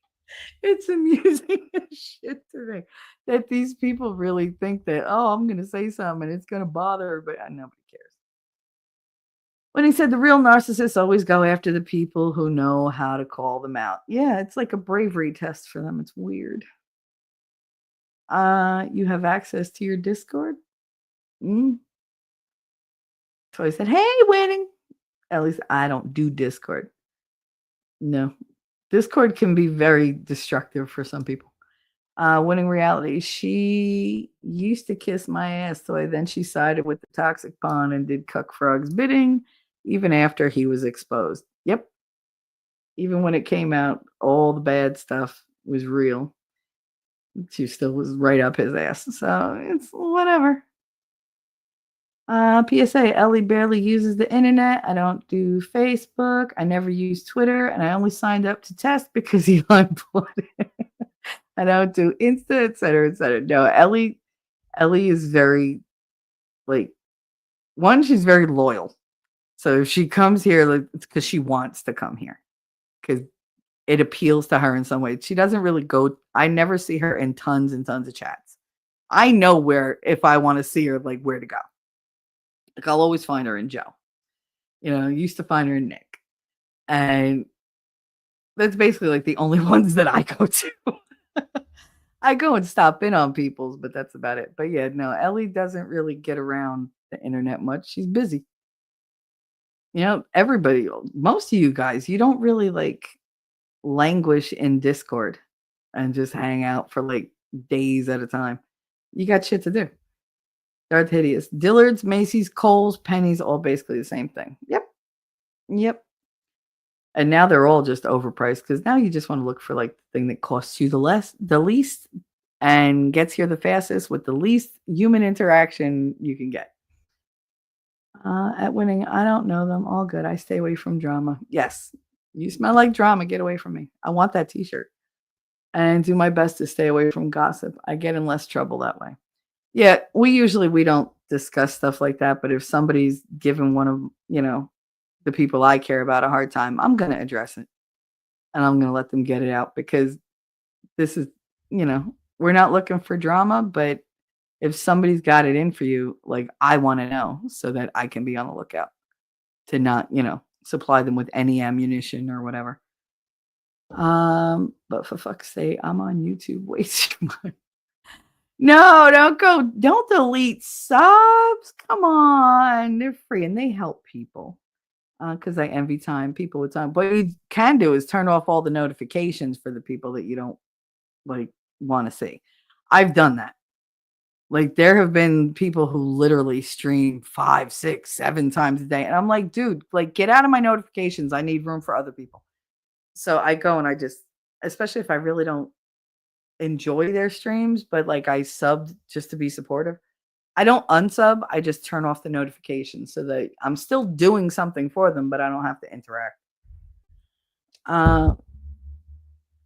Because I envy time, people with time, and I bet those people aren't on YouTube. Yeah. I need time and I'm on YouTube. I'm kidding. Toy, I appreciate you, Ellie. Aw, that was sweet. I think we all appreciate Ellie. I appreciate your opinions. I appreciate the info, and I appreciate that you're always supportive. Like, you like to try to make me laugh when I'm super low or I'm super angry, especially when I'm super angry. You go out of your way, and you're a good friend to have. I like having you around. So don't go doing that thing where you do your little hiatus, like where you just disappear and fuck off. And I'm like, where'd she go? And you're like, I just needed, if you need time, just let me know ahead of time so I don't worry, please. I mean, you could have all the time you want, but just, warn a bitch. Because I do. I worry. I don't need the additional stress. If you have time to be on YouTube, then you have time. Why would you envy yourself? You could do anything with that time, and yet you choose this. Don't hello, stop it. Lobster ravioli sounds fire. It is really good. Lobster ravioli is super tasty. But again, it's not pure lobster. It's lobster with the gut and with seasonings and everything. And it's so good. So good. If you haven't had it, have it. Lobster tortellini is also very good. And there's more lobster than anything else in it because they're smaller. So they don't have to add the filler of the cheese and whatever. But yeah, lobster tortellini is so good. I've been cutting back too, Ellie, so I understand what you mean, especially in the evenings. That's in you. Yeah, because she has to spend time with her Eugenius. I tried to make it. I can't even say his handle without laughing. That's so fucking funny. Your husband is to me. Oh my god. So god. Ellie fun. I am mismanaging the resource of time. God only gives us 24 hours a day, and I did step off the internet a lot more for Lent, yes, and honestly kept going. Lent can be practiced year-round. Yeah, but then we'd miss you. See, even Toy said, you'll be missed, but that's powerful. It is. But I'm selfish enough that I still want you to show up, to say hi to me once in a while. You don't have to, give me hours. Just be like, hey, what's up, bitch? That's it. I'm doing good. Just check in so I know that you're good. But I did purchase my new PC at a physical location. Did you really? Best Buy? Because some things I don't trust to order. Yeah, because you want to see it. You want to see where the ports are, how many there are. Yeah, I get that because buying electronics online, sometimes they say, well, there's 3 of these, and then you get it. You're like, where's the third one? Why is there only 2? Oh, that was a typo. Then you should have put that. You should have changed it since you're aware of it. Don't misrepresent. Wolfram, I buy the parts and build my own PCs. Oh, my son did that. It took him a year and a half because he was discouraged. And when it was tell him to look it up on YouTube and figure it out. And of course, he figured it out in 15 minutes. I was so mad. I think we all appreciate Ellie is making a lot of assumptions. You know what, Darth? Although it wouldn't be him if he didn't say something like that. Thomas, how you doing? Expecting a pardon from Biden for Fannie Willis since it's getting heated that she was compromised in the Trump case. You know what? I can't wait for January 20th. I can't. If I could speed up, I probably would because I have no idea what they're going to do from now. In the next 31 days. What are they going to do? Because it's ridiculous. There's no way that these people can get away with what they got away with. So if he pardons her, well, then we just need to find something else that you did. I'm sure if you dig a little bit, you'll find it. I agree. I appreciate it. Or we could just let it go and just have her kicked out of office and focus on fixing this nation. And that's one of the things we need to fix the nation. Get rid of all the corrupt, shady people. That doesn't leave a lot, but you know what? Sometimes you gotta rebuild small and work your way up. I try to like everyone. I even wave in chat. I don't know who the fuck they are to be nice because that's who I am. Yes, it is. Wolfram, but for the price I paid for the system, there was no way it could be built for cheaper. Oh, that's good. You got a good deal. At Ellie, what's your sun sign? I don't know what her sign is. True Hideous, we can find deals. Ellie, edit. I try to like everyone. I even waited. We got what you said. It's okay. You do. It's a sun sign. What's a sun sign? Like your astrological. What part of the year were you born in? Ellie, do what you need to do. However, email me whatever you decide. Yes, please. You know how to get in touch with me. You let me know, babe. Ellie, when's your birthday? Give a range before or after the 20th and which month? Oh, she's a Capricorn. That's Daddy was a Capricorn. Strong-willed. Likes people, but really likes to just be like, I'll like you when I'm in the mood. Otherwise, can you just stay over there? You can see me. That should be enough for you. Yeah, he loved people, but he didn't exactly love interacting with them. He preferred to be home with us. But yet, if anybody needed him, he was the first one with his foot out the door, running to go help somebody. So yeah, that's how I tend to view Capricorn. Dart said, my favorite thing is to buy something from Best Buy and it doesn't work. Returns are as easy as walking it right back through that door. Yeah, that is good. Me too, Wolfram. Yeah, winning build his own. Darth, you're still a butthole. You guys are funny. I'd like to keep in contact with you. She's not going anywhere yet. Please don't go anywhere yet. She said, I'm just starting my homeschool journey. Lady's like, no, I need support. I need help. You guys are funny. Ellie, you have a face only a mother could love. As long as it's not my mother, apparently. That's making a lot of assumptions too. Let's see where we're getting. And now I'm getting censored. Thomas, you have a hard time with YouTube. I don't know. Like lately, all it does is just kick me out. I mentioned financial penalties like drug dealers get for the politicians, and I get censored. Oh, well, it is what it is. Also, happy birthday whenever it happens. Coming soon. My son-in-law's is soon too. Yes. All the Capricorns, happy birthday in advance. Daddy's birthday was January 1st. So New Year's is usually not a great day for me, but it's all right. Oh, look, my son is still texting me. That's nice. All right. So back to the topic. So I was thinking about envy. And like I said, Grimmy had brought that up. If you don't know Grimsbar likes to drop ideas in my lap and then go away. And I'm like, fuck, because I can't stop thinking about them.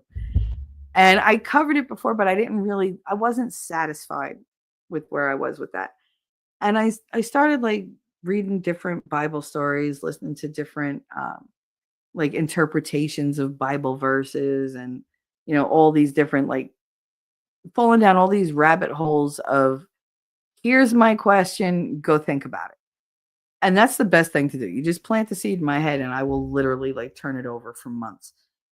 So I was watching all these things and I was thinking, we focus, like everybody's talking about envy. You have to avoid envy, envy this, envy that, envy led to this, envy led to that. And I was like, okay, but if you put all the stories and thoughts together, you get a different kind of picture. It's not as specific, like with the blame or whatever. And it's not as negative because we sometimes focus on all the evils of envy, which granted, there are many, but we fail to see that some of the other consequences brought things that we didn't expect. I mean, would we really have existed as we are without envy?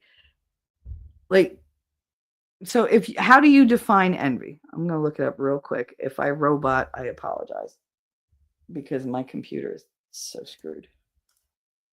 Standard definition of envy is a feeling of discontentful or resentful longing aroused by someone else's possessions, qualities, or luck.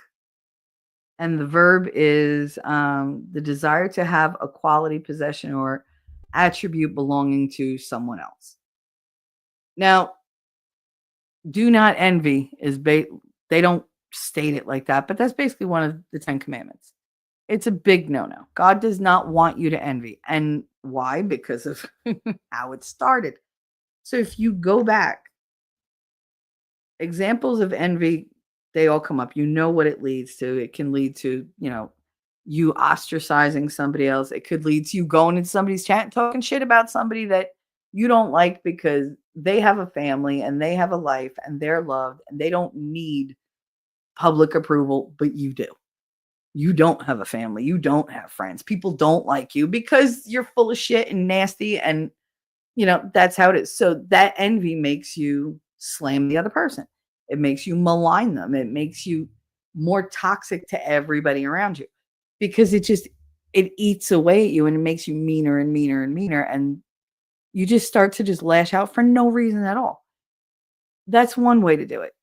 Sometimes you sabotage other people to try to take what they have or to jump into their spot, which I got that a lot from people, like trying to oh, get rid of her and da, da, da, da, I'll do it. And it's just like, whatever. Like everybody that does that wants what somebody else has. And we've seen it. You've seen it in your regular life. You've seen it in the online life. It's all over. But if we go back, when did envy really come into the world? Now, if you go according to the Bible, which I was, according to biblical texts, it began with Cain. There was an envy between Cain and Abel on Cain's side. Now, this led it was, some might say it was a sibling rivalry or whatever. It doesn't matter. Rivalry is just a really nice way of saying one envied the other. And they were competing. I want to be top. You're the favorite. I want to be the favorite. God likes you more. I want God to like me. Or why doesn't? And then you're like, why doesn't God like me? Da, da, da. And it was a whole thing back then. And Cain's envy led to the very first murder, which was very bad. But what else came of that? So you have to go back even further to Adam and Eve. So you have Adam and Eve in Eden, living blissfully. God creates them. He gives them everything. They have everything they could ever want as far as happiness and contentment. They didn't understand material goods. They had no need for any of that. There was no malice. There was no envy because they literally had God's grace right in front of them. Like God visited them often, in such a way that they felt his divine presence fully. And when you feel that, there's not anything else in the world you should want. That should content you beyond anything else. And yet, Eve transgressed. They were exiled. They were put out into the world. Okay, so God said, okay, Eve, for your sin, you're going to have pain in childbirth. You're going to have a hard life. It's going to be physically, dangerous for you to have babies, but you're going to keep having babies. Told Adam, you're going to have to work. The things that came easy to you, just picking fruit off a tree or whatever. Now you have to grow that tree from the ground up. You got to fight the soil. You got to fight the weather. You got to do this. And your lives are going to be exponentially harder than it ever was before. Plus, you're going to carry this original sin with you. Okay, so they go out into the world. They have Cain and Abel. First, they have Cain, and he was, he was good with the same things that his father was good with. He toiled, in the soil, and he grew vegetables and whatever. He was good at it. And then they had a daughter, and then Abel came along. And Abel was much gentler than Cain was. He was just a more retrospective soul. He was just gentler, quieter. He had a calmer demeanor, which appealed to soothing the animals around him. So he was very, very good with animals. And he became he was a shepherd and everything else. So when it came time for their sacrifices to be given to God, Cain gave vegetables, fruits, the basically whatever he had worked so hard on, and he picked the best of everything, and he gave that as an offering. But Abel also gave like his best lamb or whatever and offered that. The difference in the offerings was that Abel gave it to make God happy, to show God how much he like loved him, what he thought God was worth to him, to be a reflection of his devotion. Like, this was somebody that this animal, I did my best to like, grow it from a baby and whatever. I put a lot of work into it. This is the best I have, and I happily give this to you, Lord. And he put it on the fire, and God's fire consumed it right away. And the thing is, Cain was always jealous that everybody seemed to be drawn to Abel because he was gentler. He wasn't as rugged as Cain. And so he was like, oh, well, he took his thing. So when he put his offering, he didn't do it to offer it to God. He did it to compete and hopefully be better than his brother's offering. So he did it with this tainted intention. And God's fire was hesitant, and it didn't consume it right away. God rejected his offering because it wasn't made in the right spirit. It wasn't made with love. It wasn't made with devotion. It wasn't made in gratitude. It was made with, God'll like mine better because I gave him the best of everything. Look at all this stuff. But he didn't see that because he was too intent on, God's going to like mine more. God's going to like mine. It's not a competition. God doesn't like one more than another. He doesn't love one more than another. He loves everybody. But the way you approach something like that speaks a lot to God, and he knows what's in your heart and what's in your head. So he judged Cain's offering as, not being acceptable because it wasn't given in the right spirit. And that enraged him. It did. It enraged him. And he couldn't take it. He got into it with his brother, and all that envy, all that rage from, oh, look at what he's doing for him. Like just the constant looking and comparing and finding himself wanting and thinking he deserved better. Why does he get it and I can't have it?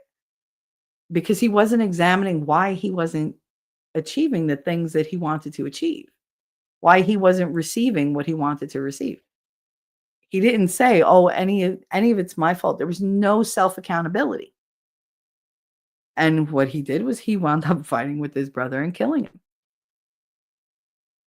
That's where the very first instance of envy, outside of like the devil with the envy or whatever, I think he wasn't really envy. He was more just evil. But that's where the first case of envy was, and that's what it led to. It led to the first murder, which also led to Cain's exile. Cain was sent out into the world. God said, no, see, you've killed your brother. First, you tried to cover that shit up and lie to me by saying, am I my brother's keeper? And then you have the nerve. Like, I saw it. I see you. I know you. You need to go out into the world. But Cain was afraid because there were people in the world. Now, here's where I hit the hiccup. Cain was given the mark of Cain, which is not a physical mark. It's more of a protection aura that God put on him to keep him safe from anybody who wanted to hurt him because of what he did. And that supposedly went through like his entire lineage, and it continued. But it was like a protection on him. It wasn't a physical mark. I know there's debate about that, but I'm not going to debate that. That's not the point of this. He went out. He was set out, by God. And he went out into the world.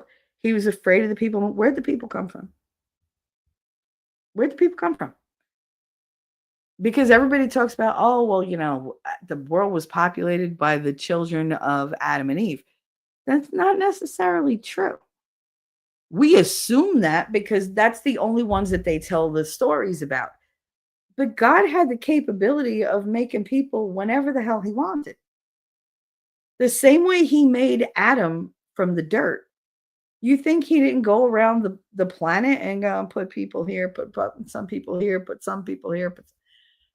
I mean, necessity is the mother of invention. And God knew from like the beginning, he had said from the beginning, don't do this. Like, yes, there's instances where we assume that brothers and sisters married or fathers and daughters and whatever, so that they could populate the planet. For some reason, we find in the beginning that the incest was, I guess, necessary. Like it was just a necessary evil. And then later, like it came down through scripture that that's not something you should do. Like you don't lay with your sister, you don't lay with your father, you don't lay with your mother. It became a no-no. The fact that that even had to be said by God, it baffles me, but it is what it is. Like they didn't know anything back then. But Cain had a wife, and they speculate that it was his sister, and that was all there was. Like he slept with his sister, or he slept with his mother, or whatever. So many stories go out there that are not in the Bible. People speculate. That's what I'm saying. People speculate this. But why did they not just assume that God just made more people? It was totally within his power. It was like nothing to him. So why wouldn't he make more people? Because he wouldn't want brothers and sisters having babies, because genetically they would have come out like you would have had a whole royal family all over the globe. And where would we be if that's what they did? So I have to assume that, yes, God just made people. Why would Cain be afraid to go out into the world if his family was the only one populating it? No, he was afraid of the other people that were out there. So obviously there were other people. God made other people. Maybe he decided to do like a variety thing and be like, okay, I'm going to make these color, that color, that. And this one goes in this climate. This one goes in that climate. Like this one has this kind of blood. That one has that kind of blood, just for variety. I mean, the same way he did with the animals. You don't have like one cat. You have different felines. Like you don't have one dog. You have different canines. There's breeds. I'm pretty sure he just made breeds of humans. But anyway, so he had that power, whatever. It went out like that. If Cain had not created envy and murder and like utilized that and gone out into the world, what would the human race look like? Because they learned from his mistakes. God set that commandment because it was such a huge transgression. I'm trying to I'm getting lost in my own head because it's so much. My thoughts are going in like a million different directions.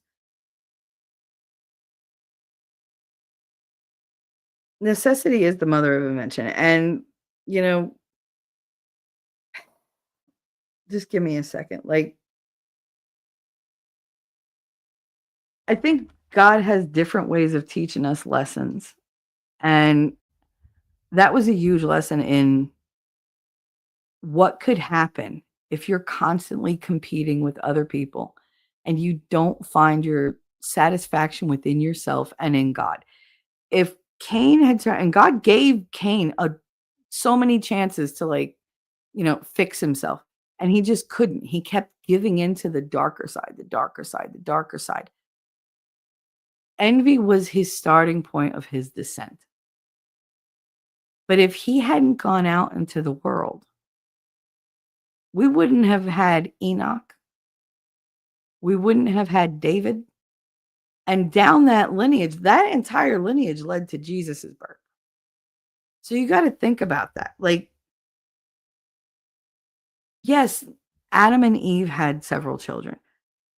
Cain was the most remarkable for the bad that he did, and that led to him changing his life. him living in fear of everybody hurting him for what he did, for punishing him for what he did, for repenting, led to the birth of Enoch, who literally was like probably, I would say, the most blessed by God, because God didn't even want him to die a mortal death. He walked off with God at the end of his life.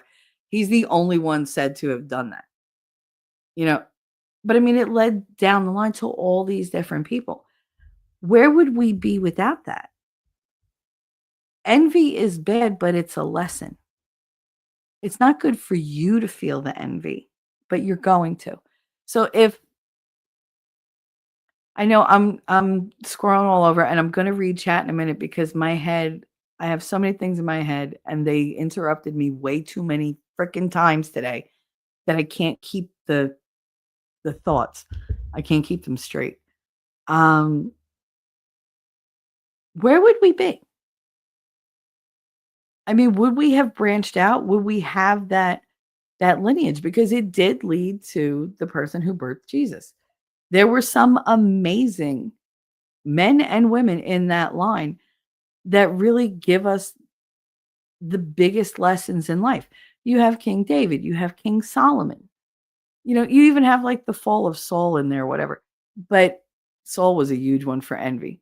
David, also envy. He wanted Bathsheba. He didn't care that she was married. He didn't care that he was married. He wanted her. And he had her. And from that came Solomon. But their union was a sin. And yet God let Solomon be born of that, who did so much for the honesty and the wisdom and to teach us lessons of, no, okay, you got to put other people before yourself. That's how you should live your life. Don't be selfish. Don't be greedy. Don't be envious. Envy's in every single Bible story if you look at them. It's always a driving factor. Sometimes it works out really well. I know I'm all over the place, guys.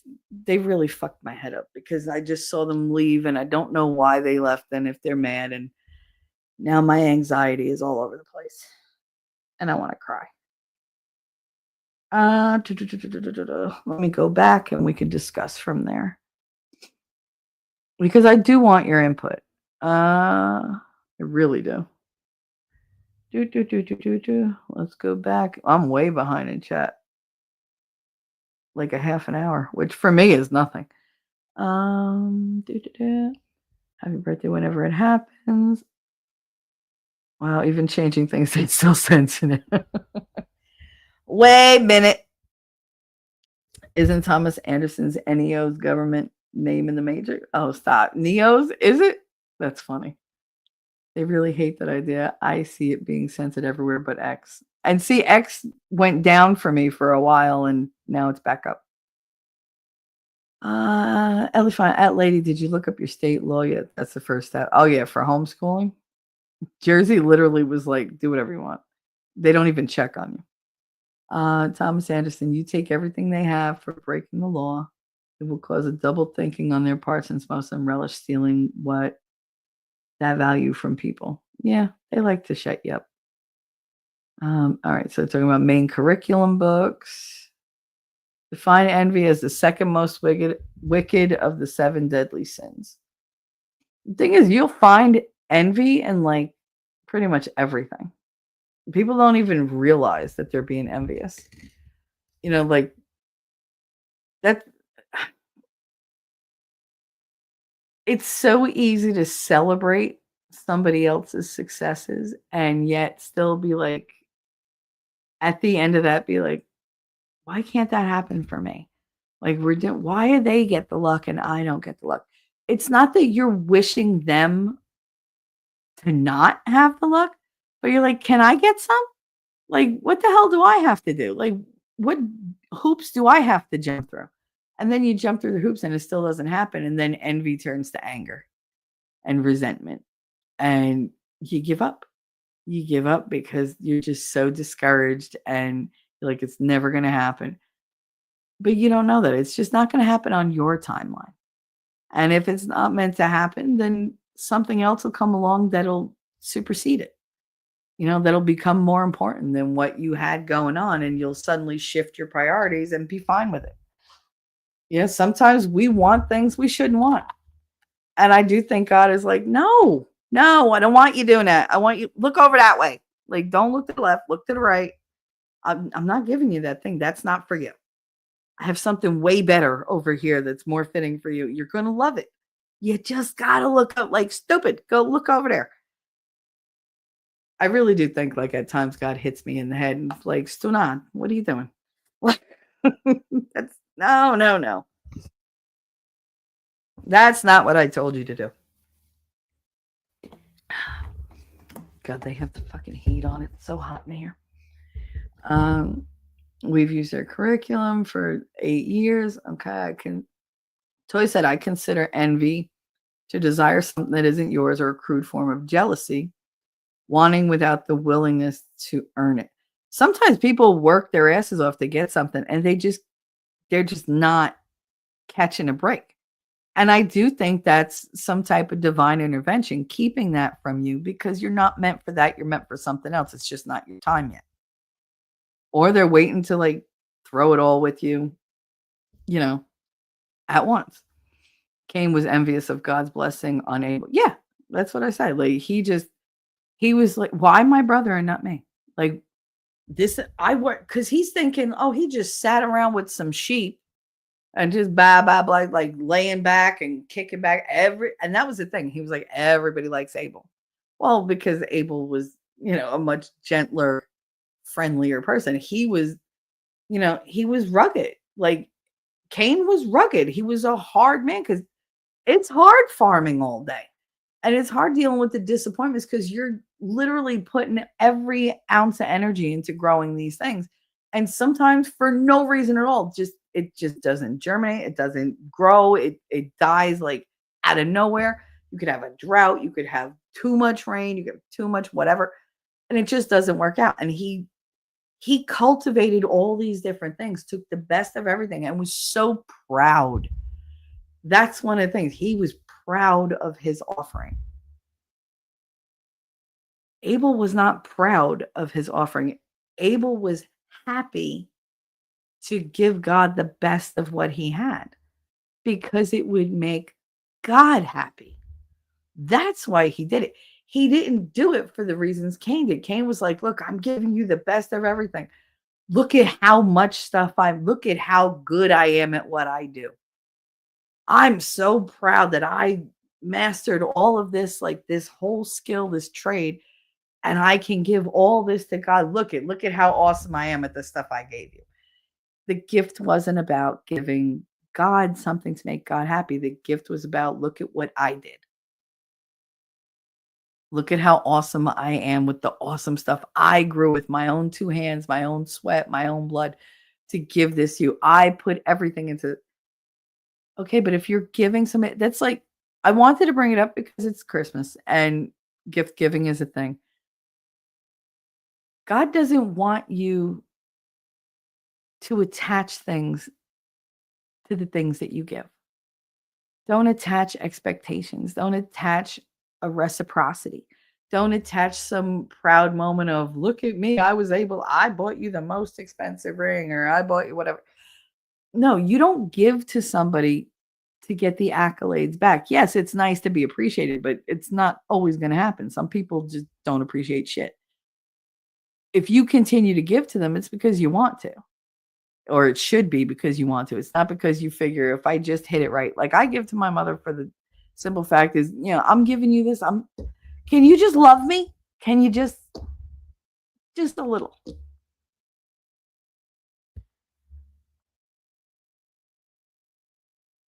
T-Rex is right. God damn it.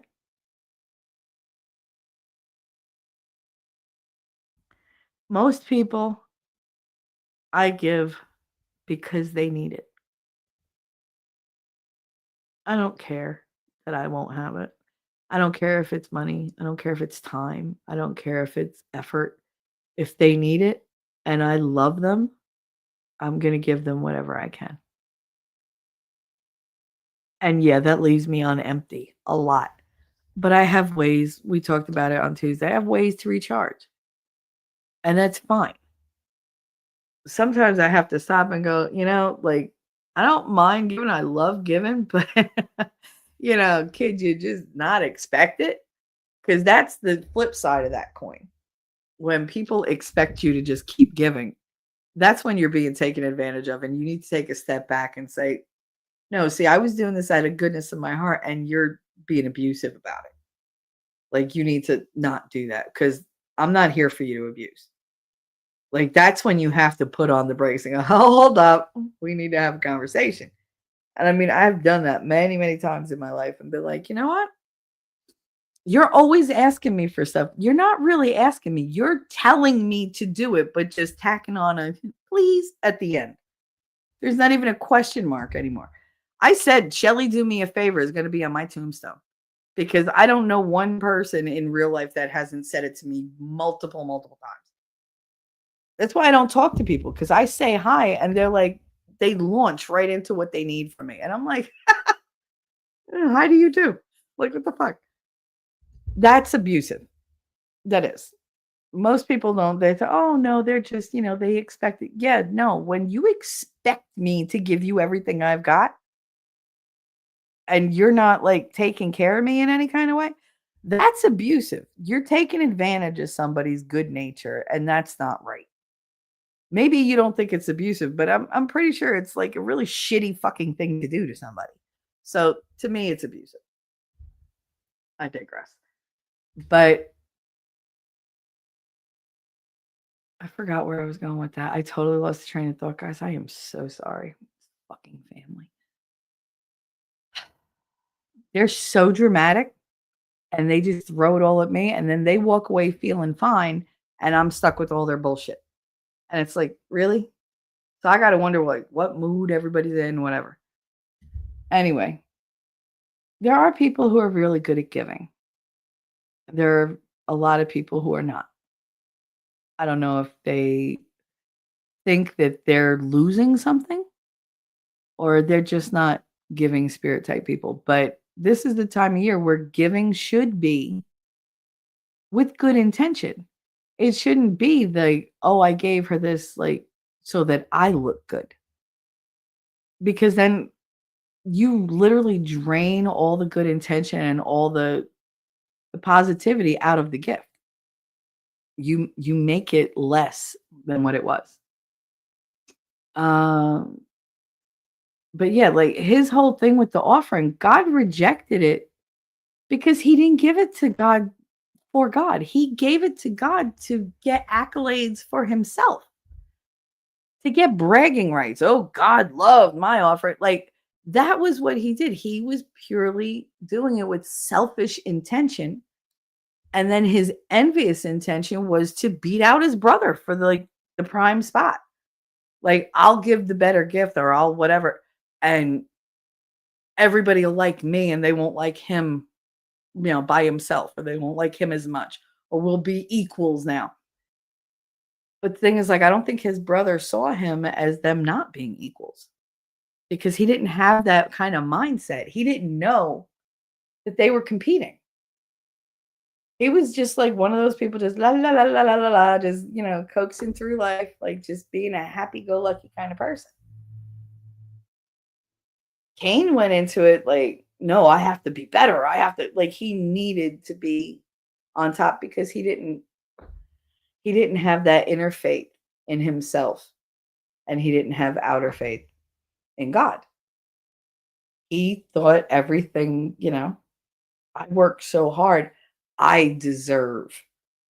That's when you hear like the envy creep in. That's when you hear the delusions start to happen. When people are like, I did all this, I deserve this. Where's that written? Who told you deserve it? The only person who decides who deserves anything is God. Let's face it. Because you can't control, no matter what you say you control on this earth, you don't. You don't control shit. There's a higher power out there that controls everything. And they're just putting you on this little path that you got to go. And you don't want to go on that path sometimes. And sometimes they got to kick you in the ass and be like, no, get back on the path. And it's a hard lesson. It's often a very painful, long lesson. but you got to go in the direction they want you to go. So when you stray, you pay the price. Cain, I wish I knew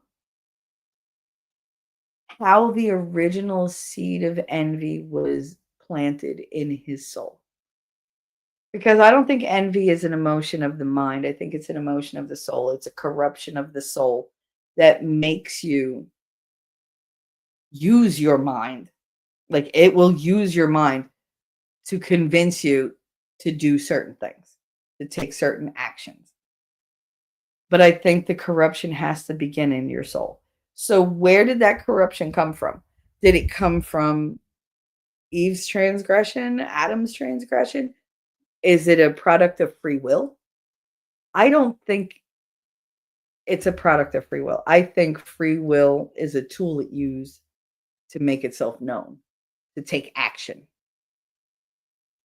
But again, if he didn't get exiled, would we be here like as we are? Would we understand like the lessons that were taught? Because his thing and his redemption, because he did redeem himself, at some point to be able to have a son that was as amazing as Enoch was. And that led to other granted there was also Seth which wasn't exactly great. But it kept going down the line. Where would we be without envy?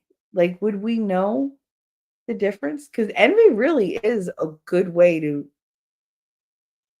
compare, I guess, light and dark. Because it's kind of a clean sin. Even if you envy a little, it's still apparent. It's still a sin. You just have to be able to recognize the elements of envy and try to counter them.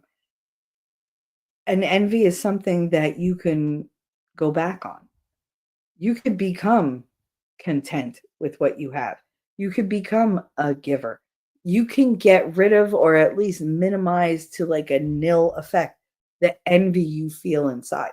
You can't undo a murder. You can't undo fucking somebody's wife or husband. You can't undo lying to your parents. But envy, you can take that envy and not act on it, not speak on it, not let it push your actions, not let it mold your life. It may be one of the greatest sins out there, but it's one that you can manage if you make the effort. It's not uncontrollable. That is something that God gave you the ability to control. How many people actually take the time and effort to do that? It's really hard now with social media because you have all these people putting out all these false narratives, creating envy in the world. Why do you think the world is so angry? We've said it many, many times. Why? Like you could feel the hatred in the air. Why? Because it wasn't like that before. Because we minded our own goddamn business before. You didn't know what everybody was doing. Yeah, now everybody's got to keep up with the Joneses. Like, it's ridiculous. It's absolutely ridiculous. There's a country song about that, about trying to keep up with whoever. I can't remember the name of it right now.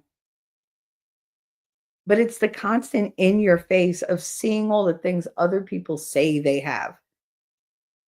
And they rub it in your face and they're like, oh, look at me, look at me. And you're looking, of course you are, human nature. It's right in front of you. And even though you think you're above the envy, you still feel it a little bit. It could be like a fleeting thought of, oh, she's got really nice hair. Are you thinking she's got really nice hair? Or are you thinking she's got really nice hair in comparison to yours? Because we tend to point out other people's attributes that we are not so confident in ourselves. And we don't always realize we're doing it. Oh, God, what does this kid want? Stop it. Leave me alone. There's somebody at the door. That's nice.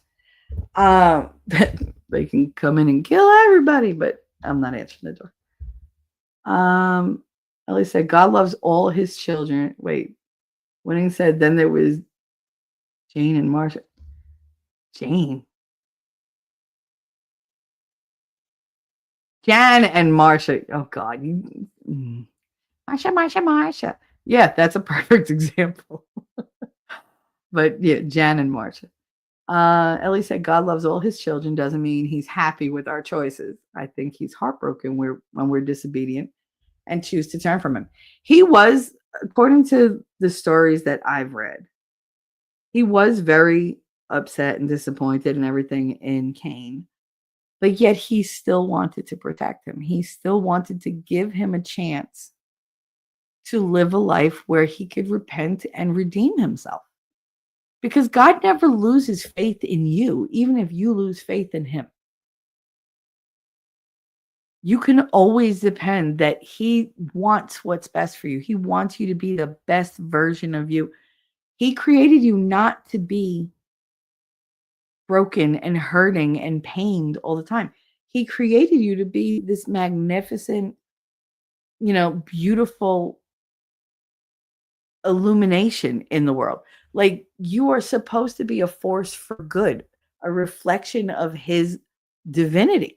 And he always sets us up to either become stronger and more resilient so that we can do that, or he sets you up. Maybe he knows people can't be strong enough. Some people just can't deal with it. And they have to be baby. They have to be given things to survive because everybody's different.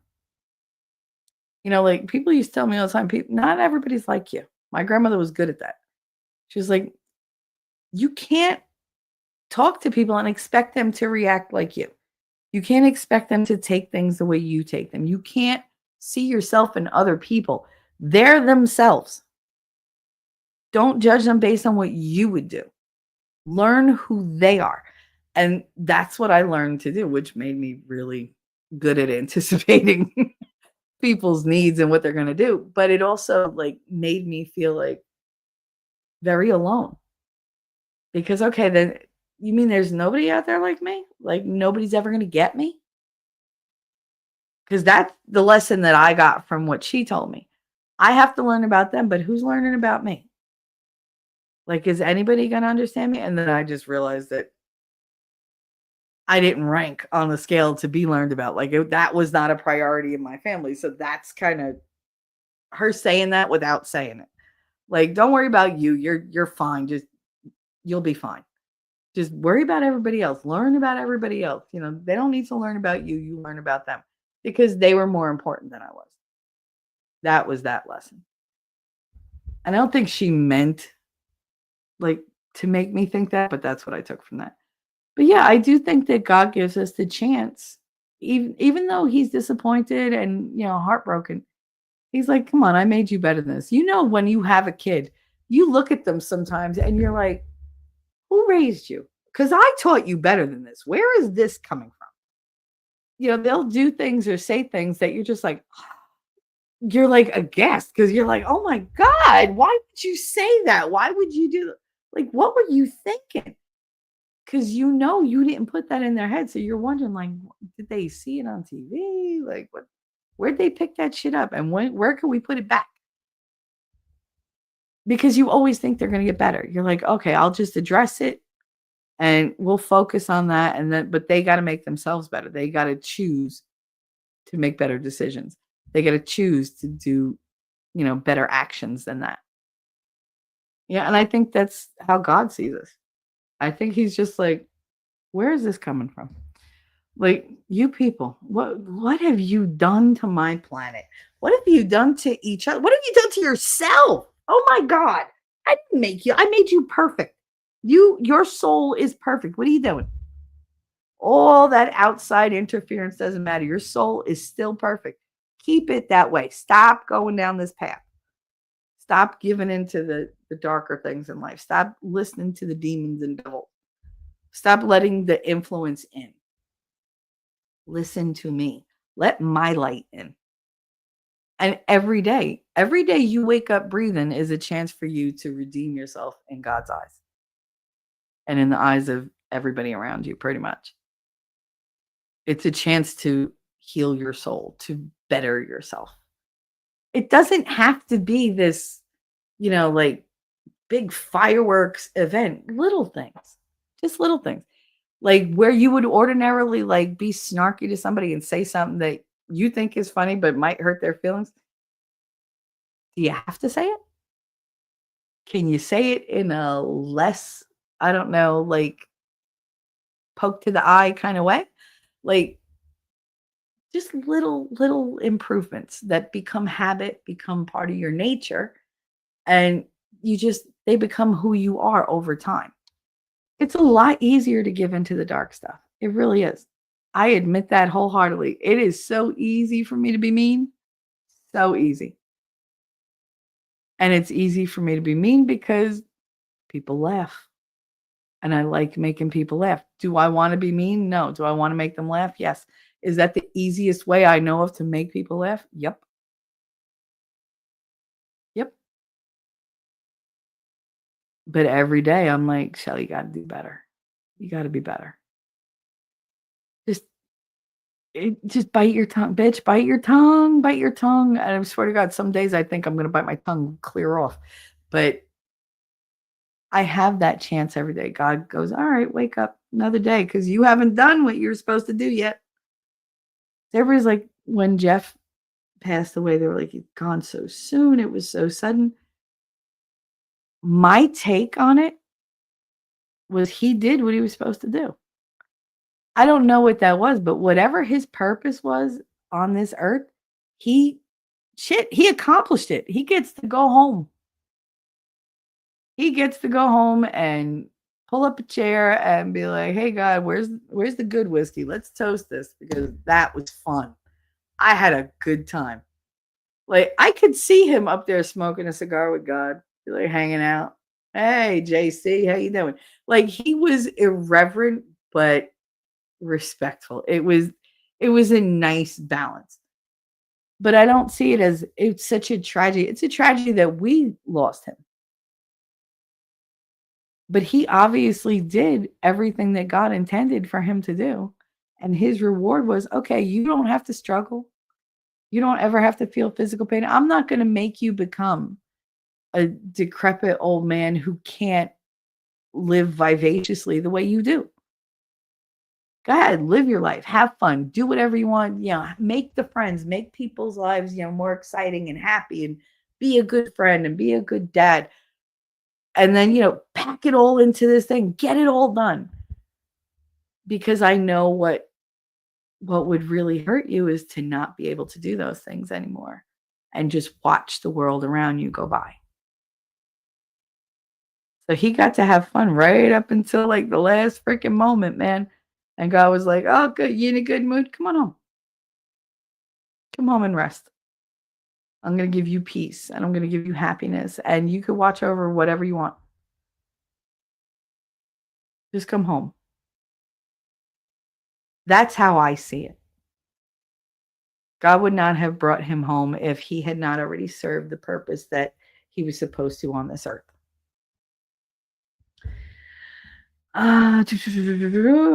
That's gross. And if you believe God has a plan for your life, it's disrespectful to God. What is? Wait, what? What's gross? I think, oh, my nose. With the football. What's gross? I'm confused. You're welcome, lady. They're pretty reasonably priced. Okay. P digits. What's up? How far? But look, see, guys, you should be so proud. 38 minutes behind. Are you happy now? Just revel in my failures. Darth Hideous, where does it say that? Metaphorically, would birth be considered any type of creation? I believe that, like I said, necessity is the mother of invention. I think that mother of invention also is, like father of creation. Because God made us all different. Even like on a cellular level, we're all different, all different shades, different heights, different weights, different, like our voices are different. We all have the same systems, but yet they all produce different products. Like, can you imagine like a factory with an assembly line and it goes through and each thing is added. Every single thing is created the same from the same blueprint. And yet by the end of that assembly line, every single one of them is different. Every single one. I mean, even like identical twins, they're going to have differences. It might not be on a genetic level, but like they'll have different experiences. They can't literally live every single thing the same with the same perspective. So, like, I think everybody's different, and I think that's amazing. Like that's one of the things that just boggles my mind about creation, because nothing is the same. And when you think of how many things exist, you're talking about plants, animals, humans, like everything is different. What power it takes to go from nothing to all that. And then if you expand just outside of our planet, how much exists outside of us? The vastness and the greatness of it is so powerful to me. So yeah, birth is definitely a creation because every single one of them was made completely different. God creates every life with intention.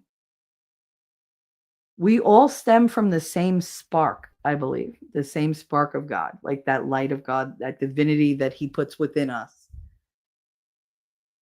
But then after that, like he's just like, all right, like no two plants grow exactly the same. It could be from the same seeds from the same flower, but maybe the dirt is a little different over here, the moisture is a little different over here. That one gets a little more sunlight than another. So they're going to grow different. They're not going to be identical to one another. Same way with us. He gave us everything we needed to grow. He started us off and said, I want to see what happens. Oh, what are they going to be like? I know this is what they're going to wind up doing, you know, but I want to see like the differences. I think it's one of the most amazing things about God, because he was just like, you know what? He could have made us all the same. He could have been like, just make them all the same. They don't need free will. I just want them to be my slaves and do whatever I say for them to do. I don't like the angels. He intended for the angels to just follow orders. He didn't do that for us. He didn't want foot soldiers. He wanted the love to be given willingly. He wanted to be chosen by us the way he chose us. He gave us a miracle. The miracle we give back is accepting that he exists and that he's good, and just giving him our troubles, giving him our devotion, giving him the benefit of the doubt, like just the belief that we have in him. All of that is the gifts we give back to God. And if you don't think it's a gift, then why give it? You're giving it to him for him, not for you. The same way he gave us life for us, not really for him. He created us because he could. He created us because he wanted to. He let us become who we are because he loved us enough to give us free reign over ourselves, our own autonomy. Even if he's got to smack us around every once in a while to get us to, smarten up. But we're in control of our bodies. Maybe not the mechanics of it, but you're in control of what you put in your body, of what you digest. You're in control of the content that you listen to. You're in control of the people that you interact with. People are like, oh, well, this person's out, then don't be around that person. I'm sorry, is it like written law you have to hang out with them? No. You could just walk away. If they ask why, tell them why. Or don't. That's your choice. We are in control of our lives, even if we're not in control of the consequences of what goes on in our lives. But you make your own choices. God gave that to you. He could have easily just been a, really harsh taskmaster. He could have enslaved us all to just do whatever he wanted us to do. He's very creative. To me, it takes a lot more love and intelligence and power to create than it does to destroy. That's what the devil's good at. The devil's good at hitting the soft spots and destroying you based on your weaknesses. Whereas God gives you things to go through to build your strength. That's the difference in them. One exploits the weaknesses, and one constantly adds to your strengths. And I tend to listen to the one who wants me to be stronger and better and is going to never abandon me even when I falter. Darth Hadius, it says that Abel gave from the best of his flocks. It never said Cain. Yes, it did. Cain made the best offerings that he thought they were his best. That's why he was so disappointed in the whole, the whole thing, the whole rejection of his gift. He didn't realize that it had nothing to do with what they put up there. It was the intention behind it, because he couldn't see himself as envious. But yet in his head, I worked so hard. Like, you got to put yourself in Cain's position. Like, they don't have to write it out. A lot of things get left out in stories, and there are different variations of stories. I wish I could. I will look, Dark, to see if I can find where I read that. I will. I got to write it down, though. Wait. My cat has my pen. Send me a DM on Discord to remind me to look that up, please, because my head's not really in it right this second. But yeah, I did read that somewhere. I just have to find it. It was in one of the versions of whatever. But again, like, I take Bible verse and I take the story. I can't do it word for word because they've changed the word so many times over the years. Look at the Pope. Now the Pope wants to leave like so many things out of the Bible. I'm like, no, don't change the Bible again. Don't. Like, I don't know where he thinks he gets off doing that, but now the Pope wants to change the Bible. But do me a favor, send me a DM so I remember to look that up, and I'll see if I could find that. But he did. I mean, think about it. Common sense starts. He wasn't going to offer God shit. He was going to take the best of his offerings, and he did work really hard. He thought he deserved for, it to be seen as, well, I put so much into this. He thought he deserved the acceptance, and he didn't, because he didn't do it for God. He did it to compete with his brother. Okay, homeschooling, winning. I'm remembering the first stream you did and how Gary Lamb scam made it all about him and got it completely wrong. About envy. Yes. And how the Gary Lamb made it about him. Yeah, I do remember that. I do remember that winning. That's why I wanted to redo it. Because I do think that envy served a purpose.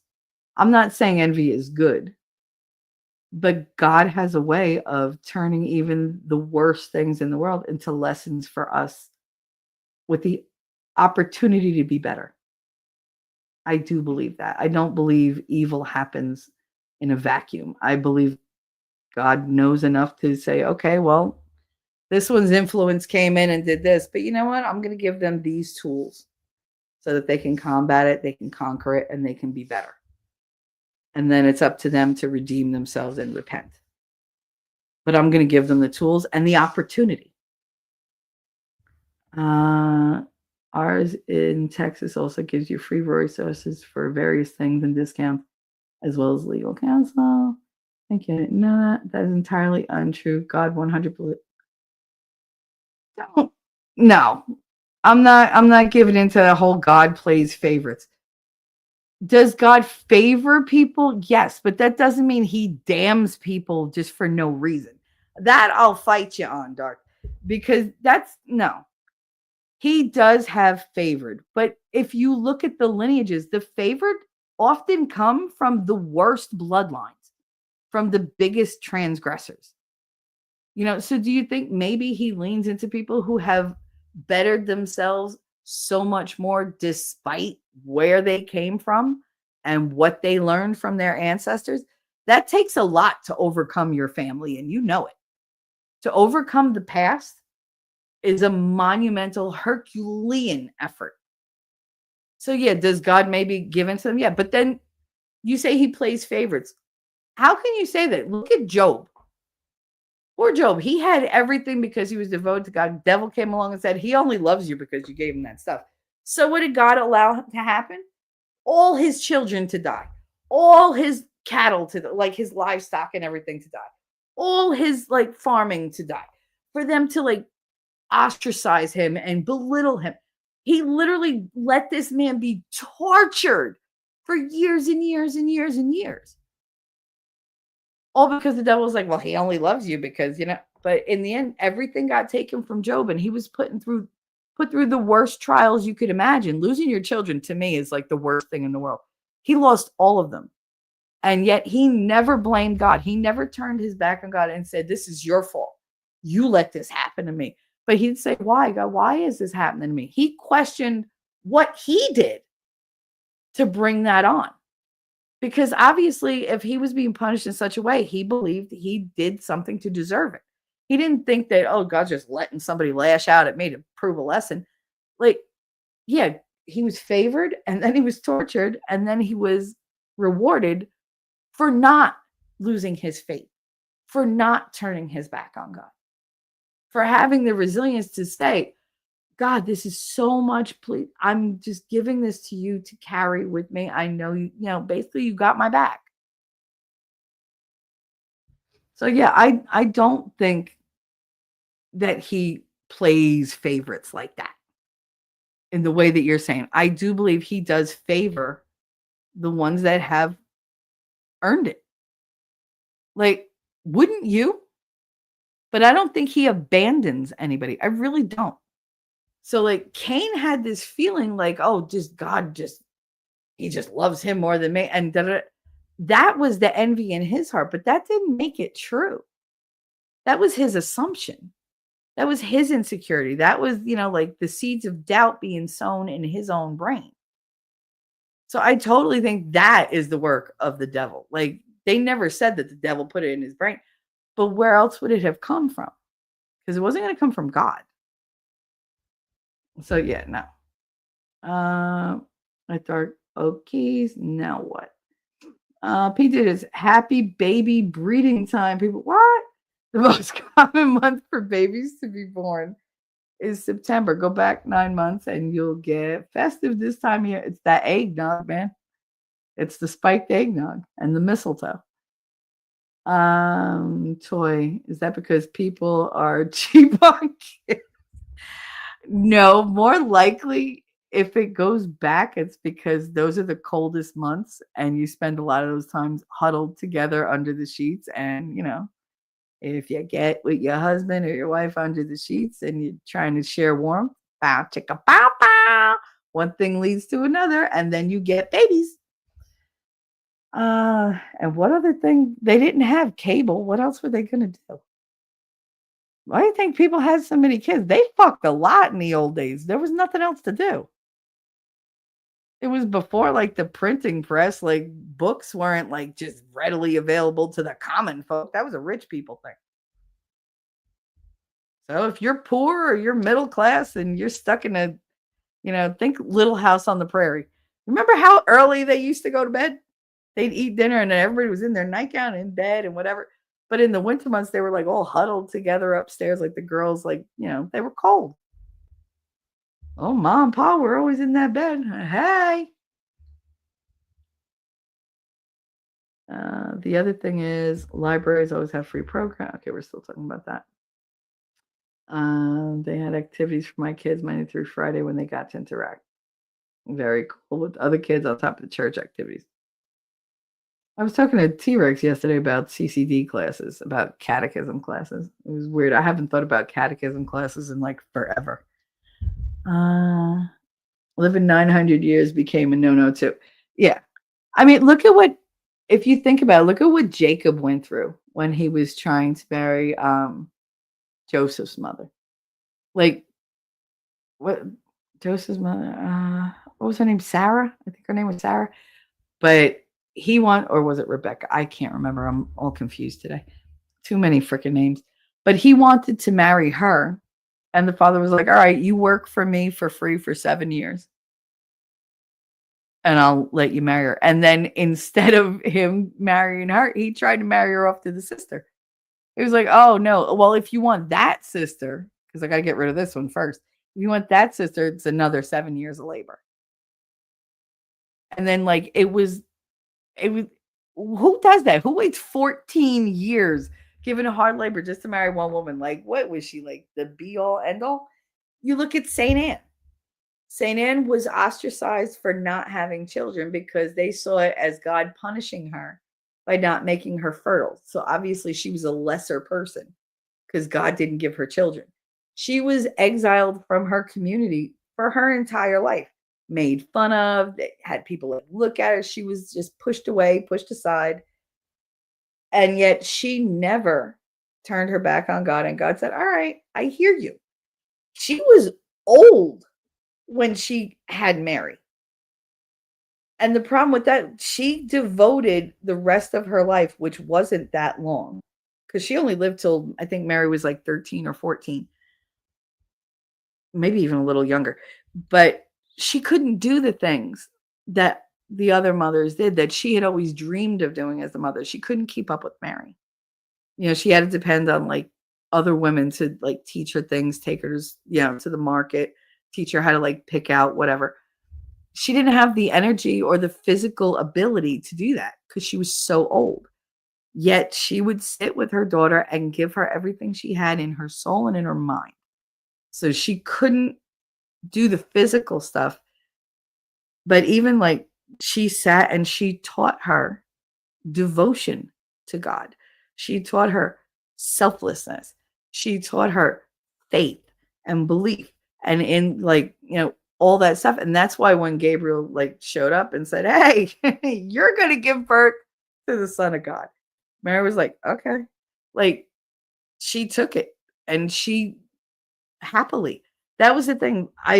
I've seen so many like stories where they talk about that Mary didn't get to spend a lot of time with her mother, but the time she spent was like the highest quality. That's a lesson right there. Like you might not be able to give somebody all your time, but the time you do give them, make it count. Talk to them, listen to them, make them feel like you see them in the time that you're with them. Don't just take for granted that you're going to have tomorrow because you might not. And Anne was of the age that she didn't know how much longer she had. She never knew because back then they didn't have like doctors and shit like that. Like they, the one that like took care of your animals was the one that took care of you. Same difference. Usually it was just left up to you. Like, oh, you're dying. Okay. Hope it's painless. Like that was about it. There was no cures for anything. It was like, here, take this herb and you go to sleep forever. But she didn't know how long she had. So every moment she had with her daughter, she made it count. She taught her daughter all the things that she thought were important, not to her, not to be a wife, not to be a mother, the things that she thought were important from God. She taught her the humble spirit, how to be a happier kind of person, who's willing to go that extra mile for God because it's a joy to do so. It's not a job because God blesses you even if you don't see it. Like she taught her all that. And that's what Mary took with her. And when she was visited by the angel and was told, you're going to be the mother of God, that's why she didn't, I guess flip out or whatever. Why she was able to deal with people talking about her because they did. They did whatever they said, things behind her back, whatever. She had a lot of hardships, and yet she still never gave up her faith in the fact that this was sent by God. This is a blessed child, and I am lucky. Not I deserve it because I'm such an amazing person. I am lucky God bestowed this blessing on me, no matter what comes after, no matter what comes with it. I think that's amazing that these people, they went through these hardships and God always blessed them in one way or another. And that blessing led to another blessing for the next generation and the next generation. And so it made them stronger. And that's what led to the birth of Jesus. I mean, all those blessings in a row. But all those people were fallible. They messed up bad. David messed up horrible. Oh my God. He might have started out hitting Goliath or whatever, but he fucked up a lot. his hubris got the better of him and his desires got the better of him. But he fixed, like he fixed things for himself. He always repented. And then you got Solomon. Who was more wise than Solomon? That's what Solomon wanted. He didn't want fame or power or whatever. Above all, he asked for wisdom. And it was granted to him.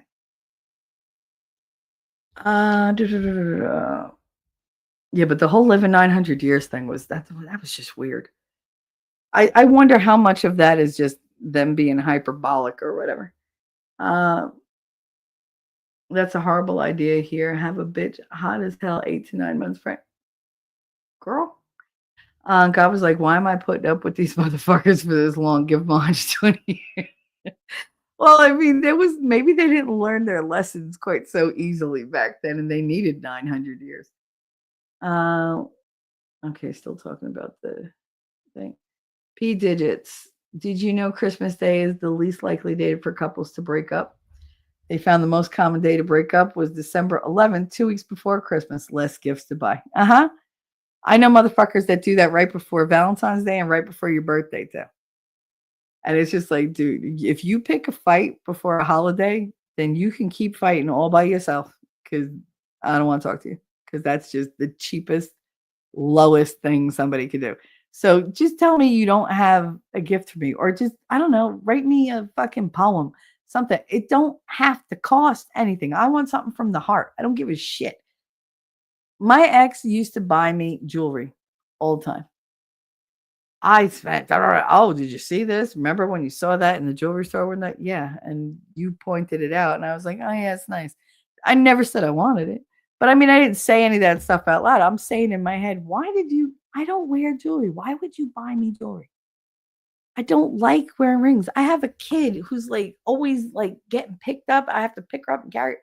Rings get in my way. They get caught on stuff. They hurt my hands, whatever.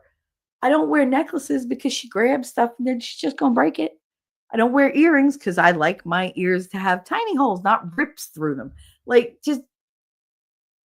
I'm not a jewelry person. Do I own jewelry? Yeah. Do I wear it? Nope. Because I just don't. I just don't.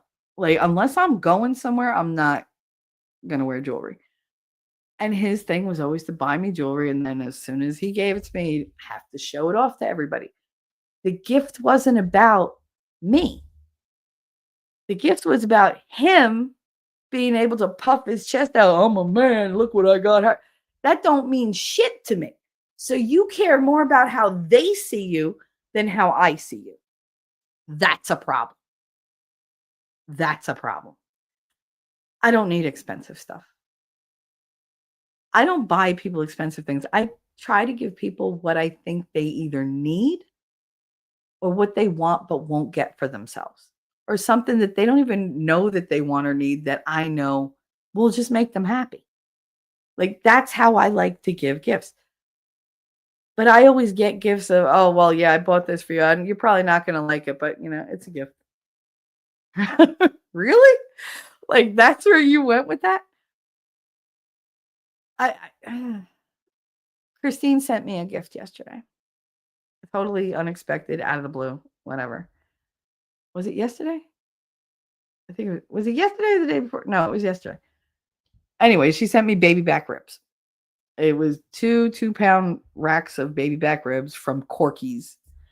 And it had barbecue sauce, a big jar of barbecue sauce, and a jar of, the dry ingredients, the dry rub. And I was so happy because it wasn't expected, and we love, ribs around here. And I sent her a text message saying thank you, whatever. And she was like, I know she was, I know you people love the meat. I'm trying to think outside the box, which is, haha, lesbian humor, because she's trying to think outside the box, and you straight people love meat and blah, blah, blah. Like that. And I was hysterical. I don't need a gift from anybody else after that. I really don't. That made my year. It did. And she always sends me something that always puts a smile on my face. That doesn't diminish what anybody else is going to give me, but it's somebody thought of me and what I would enjoy something that it would put a smile on my face.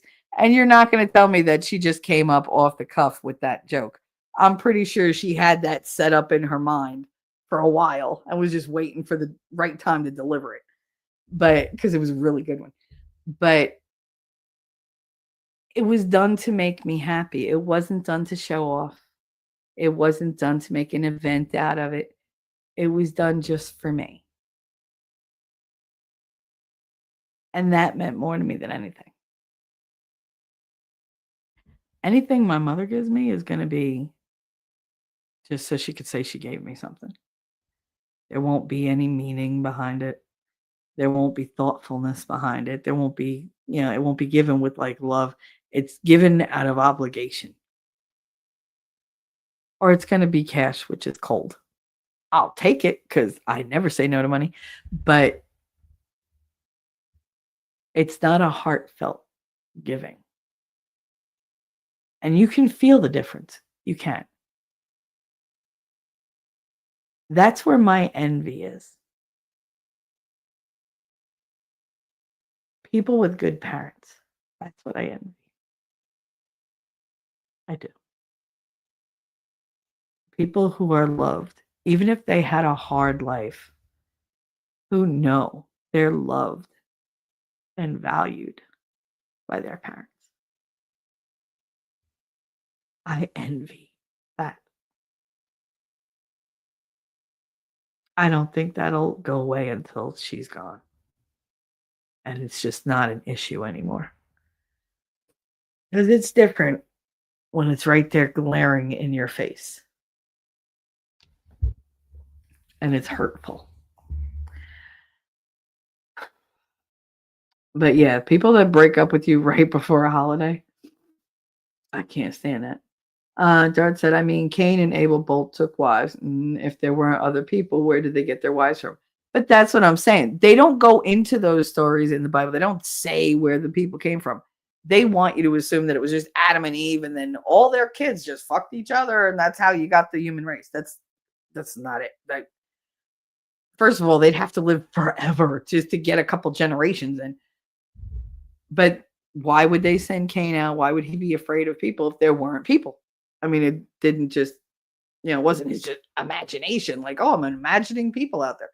There were people, different tribes and everything, but they don't really discuss that much. Some religions get more into it, but I'm going on Catholicism. They skip a lot. The Catholic Bible leaves a lot out. So fascinating, very smart of the couples, unless one is an early shopper. Well, I mean, then you just buy and keep the receipts. Make sure you keep receipts. Never get rid of receipts. In some U.S. cultures, they come running back in February for that refund, right? I mean, Connor was born pretty much, 9 months to the day after Valentine's. I didn't get pregnant on Valentine's. I got pregnant on February 18th.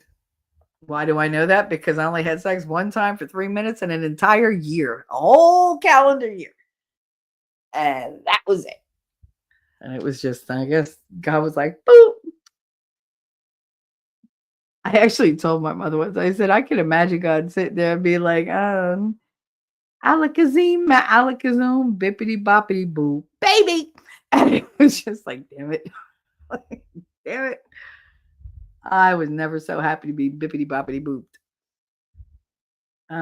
Imagination. Santa facts. P digits with the facts today. How far behind? Look at that. I'm an hour behind. Are you happy now? Are you happy, chat? I'm an hour behind. Santa facts. In order for Santa to hit every household in the world on Christmas Eve, he'd have to travel at 3,000 times the speed of sound, hitting 800 ohms per second. Don't rain on my parade. What are you trying to say? Santa's magic. Damn it. Connor asked me once, he was like, are you one of Santa's helpers? I said, oh, I am so Santa's helper. He's like, what do you do to help him? I was like, I shop. I make sure he knows what you want. Sometimes I'll even wrap the gifts for him if the elves are like really, really like busy. He was like, oh, that's really nice. So, and then one day, like I don't know, I think he was like 9, no, maybe 8. And he was like, a kid in school told me Santa's not real. I was like, did they? And what child would this be? Because I was ready to kill. And he was just like, and he told me, he was like, but don't do anything. He was like, because he says it and it makes sense. But can we just go with it? Because I really like the, way we do things. I was like, yeah. I said, so we're leaving cookies for Santa? He's like, well, who eats them? You? I was like, duh. He's like, that's why you only like certain cookies for Santa. Listen, Santa don't exactly like the butter cookies. Santa likes the meatball cookies. Because if I have to eat them at 4 o'clock in the morning when I'm done setting everything up, I want it to at least be something I'm going to enjoy. And I'd be like, cook just 1 or 2 cookies for Santa because, he's got to watch his weight and everything else. And he'd be like, yeah. Here's 8 cookies. I'm like, I'm putting them back, Connor. Like, oh, one year he fucking left carrots for the damn reindeer. I was so mad because he was real little. He was like 4. And he was like, they're going to eat them. And you watch, they're going to leave all little pieces all over the table. Ha, ha, ha. I was like, son of a bitch. He wanted to know that they ate them. So I had literally had to like and let food fall onto the table to show that, and then like have the end of the carrot with like the bite taken out of it with like teeth marks, and put that on the table and leave that with I had to make a little paw print stamp, draw a paw print to say thanks. The lengths I went to make my kids happy is ridiculous. I mean, I used to, when they fell asleep, I would put on the Santa costume and I'd creep into both their rooms and I would pose and take pictures, like, because you couldn't see it was me unless you saw the eyes. And I made sure it was like a little fuzzy, like out of focus. But I did that every year.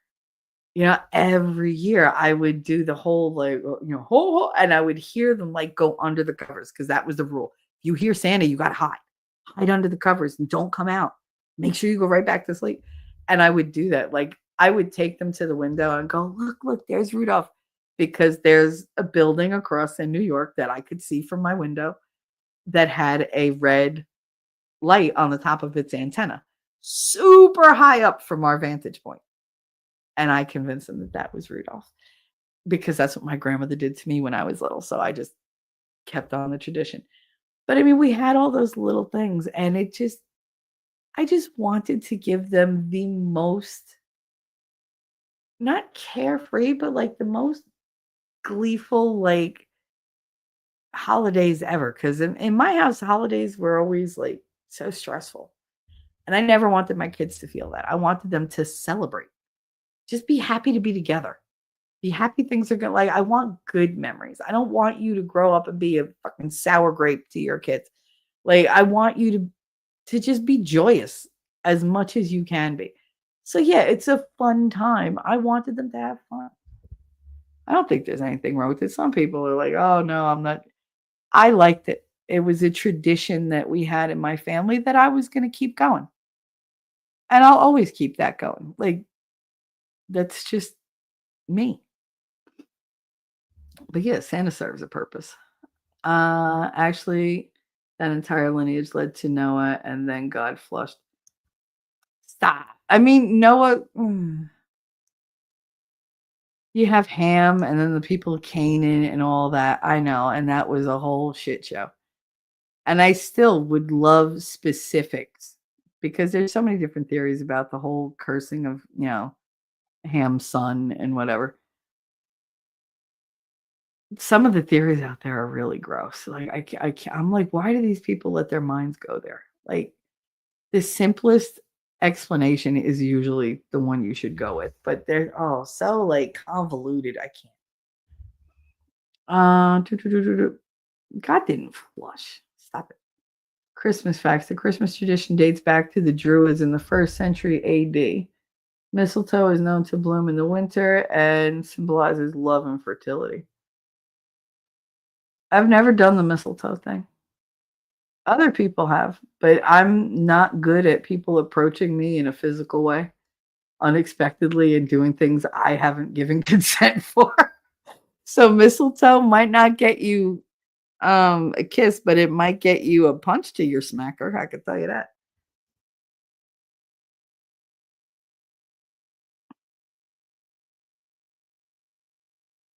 You want to know where I got the story from? All right. Like I said, send that to me and we'll discuss. Okay. I know someone, like I said, I'm literally here throwing out like my thoughts.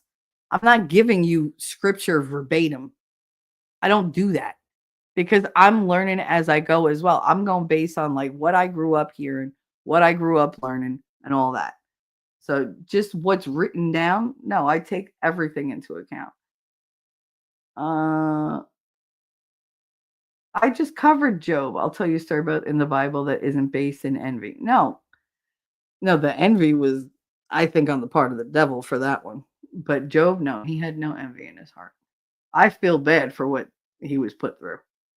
That story always like hurt me so bad to listen to because the loss that that man had, and yet he never faltered in his faith. He blamed himself, but he never blamed God. You know, he always wondered, what did I do?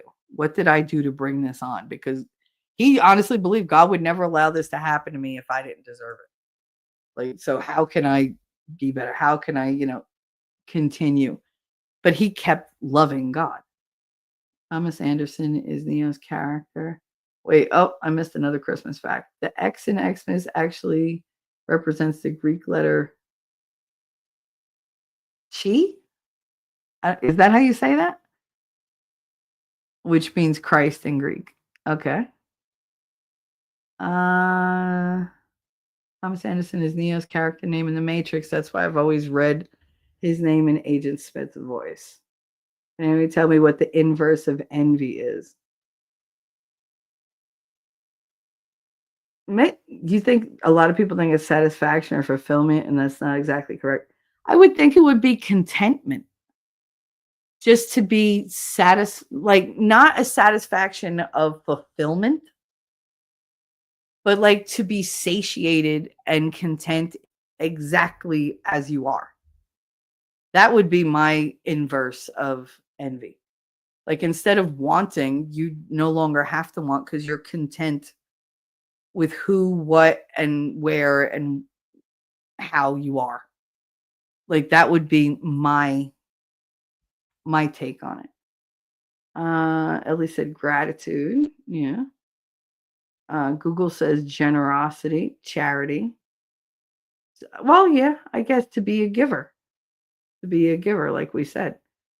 Because if you give without the intention of it falling back on you to raise you up in the eyes of other people, especially if you give quietly and like people don't know what you do, then I guess that would be the opposite. Yeah. So maybe contentment is like the middle, like the fulcrum that it balances on, right? Like, because you can't give if you're not settled within yourself, because then you don't have the reserves to keep giving without getting. And if you're empty, then you're going to crave filling that void. So, okay, so maybe contentment is the fulcrum that those two things balance on, if that makes sense. You got to like picture it in your head. Zach without a K. How you doing? You have to have gratitude to be charitable. Yeah, that's true. I think you just have to, in order to give without expecting something in return, you literally have to go forward and just be like, you know what? I just want to do this for somebody else. Not because somebody's going to, pat me on the back for it, or I'm going to feel good about myself for doing it. Just because there's a need that needs to be fulfilled. Like it's hard to like put this into words. Most of my life I've spent anticipating people's needs. That wasn't always for them. Sometimes it was just to make their lives a little easier because I felt bad that, whatever. And I do it without even like thinking about it. But a lot of the time it was to make my life easier so that it didn't blow up in my face. It was almost like a self-preservation tactic, like a tool that I could use to just keep myself alive and like unhurt, as unhurt as possible. But yeah, gratitude, I think you might have to be grateful for what you have in order to give freely. But then there are people who have nothing who still have charitable hearts. You see it with like the homeless people. Like there are some homeless that have pets with them, right? And they'll give their pet food before they feed themselves. They'll make sure that the dog or whatever is taken care of as much as they can before they turn that attention on themselves and take care of themselves. That to me, that's the most giving of spirits. And yes, that's their companion and they love them and that's all they have in this world. But I don't think they're doing it because they're protecting a possession. They're doing it because this is something that they value in life. This is someone worthy to them, someone they love. And the fact that they have nothing and they can still love something enough to be so generous of spirit that out of their nothingness they procure something to give to this little animal. I think that's amazing. And I always wonder, like, what would those people have been like with that generosity of spirit, like that kind of a heart? What would they have been like if they had all the opportunities turn in their favor in their life? If they hadn't have become addicted or lost their job or had PTSD to such a degree that they can't function in the real world, like whatever brought them to this low place, it degraded them physically, mentally, whatever, but yet their soul was brighter than most people's who flourish in life. They had this spirit about them, this love that they didn't shake. They didn't abandon it. It's amazing to me. It really is. It just that blows me away. Some of the greatest blessings are when God gives us what we need, not what we want. Well, God knows, you don't really know what you want. You think you know what you want. No, no, no, no, no. Let's not go down this road. This road lies badness. Like, no. I really do think sometimes God just looks at me and goes, "What? Why? Why are you doing this?" Like, I know I taught you better than this. Like, I made you smarter than this, woman. What are you doing? Zach's been a billion years. The opposite of envy is mind your own business. That's part of it. That's part of it. It's not worrying about what they're doing over on that side. But I mean, that's hard to do because we're drawn into the drama. I hate drama, but that doesn't mean that I'm not willing to sit there and just watch. I don't want to partake in it. I don't want, but I'm just like, what are you people doing? Like you get, and I just, all right. And then I can walk away from it and it doesn't affect me. I don't want to be involved in it. I just don't. That's why I don't socialize with people. I just don't want to be involved in any kind of fucking drama. Like keep your shit to yourself. It's fine. If you need to tell me, tell me. But if you expect me to do something about it, you barking up the wrong tree. I really just want peace of mind. That's what I want. I want peace of mind. I want quiet. I want to be bored. I do. I find plenty of things to entertain myself. I have people in my life that keep me very, very happy and content. I do not need the ups and downs of, oh my God, like all that. No, I much prefer that's going because it makes me sick. I mean, there's a reason I wound up in the hospital twice at the worst time of my YouTube life. And now it's been well over a year. Two, knock wood. But I haven't had any kind of setbacks and I've just been getting stronger and stronger. The pain that I used to be in is so much less. I'm still in pain, but it's manageable now. I don't have to take pain pills all day long. I've taken literally in the last 4 months a total of 10 Motrin. that whole time since I've moved here. And most of it was because I fell and I got really, really hurt, but like the pain is so much less. I'm moving so much more. I'm not who I was, not even close, but I'm getting there. Like it's literally like just a little bit at a time. But there are improvements that I didn't make when I was focused on the wrong things. When I was letting things be intrusive and harmful and just letting people's just attitudes like lead my own down that path. And I just feel like I'm better now. I'm just a better person physically and emotionally, mentally, and spiritually. I found so much comfort in just conversations with God. Just conversations, just sitting here, just laying it all out. And, what do I do? Can you show me? And if I can't do it, can you do it? Like, can you do this for me? Can you take this from me? And just because I don't know that I can carry it anymore.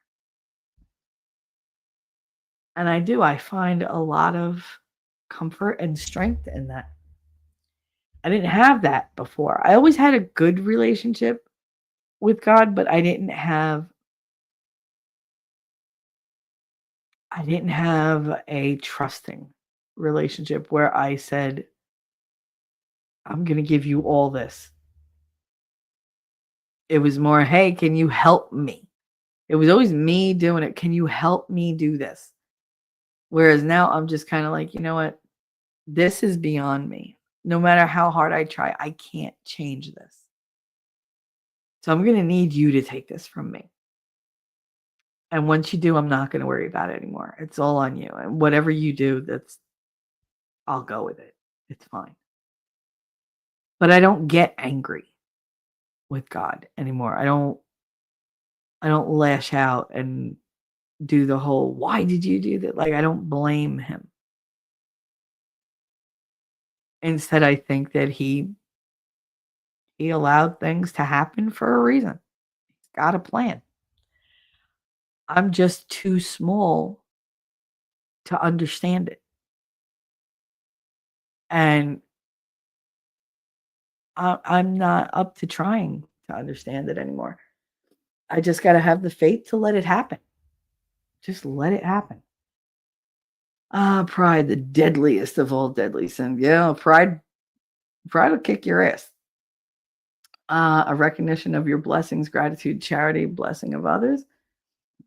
Pride will F you right in the A. Yes, it will. Yes, it will. I'm so proud of my humility.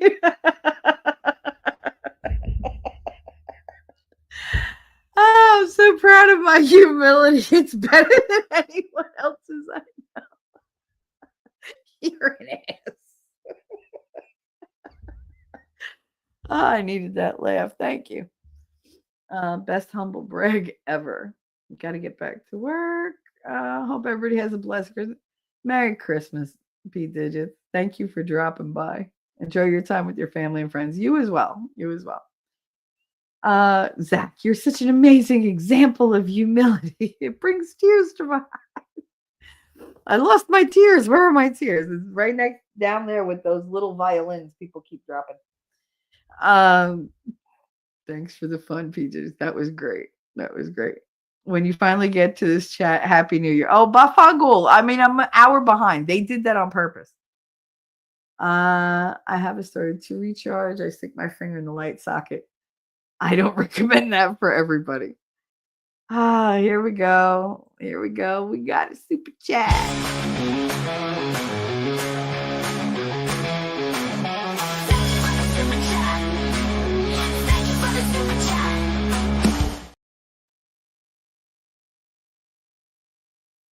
All right. So we got, because of course StreamYard's jumped ahead. We got Zach without a K. When you finally get to this chat, Happy New Year.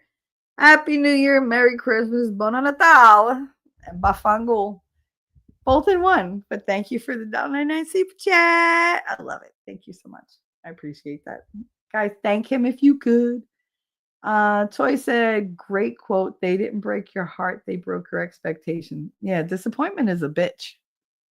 Disappointment can really like do damage to people. It can ruin even the best day you've ever had. One little ounce of disappointment could just send it all crashing down. It really can. Disappointment is my enemy. It really, really is. It destroys me in a way nothing else. You could come at me and be like nasty, like as nasty as could be. And I'll just come right back at you. But once you disappoint me, where do I go from there? Like it just lets all the hope out of me. And I'm just completely defeated. And that's when I just, run away and hide and cry. I hate disappointment. Hate it. There's nothing worse for me. That's why I tell people don't tell me you're going to do something if you're not going to do it.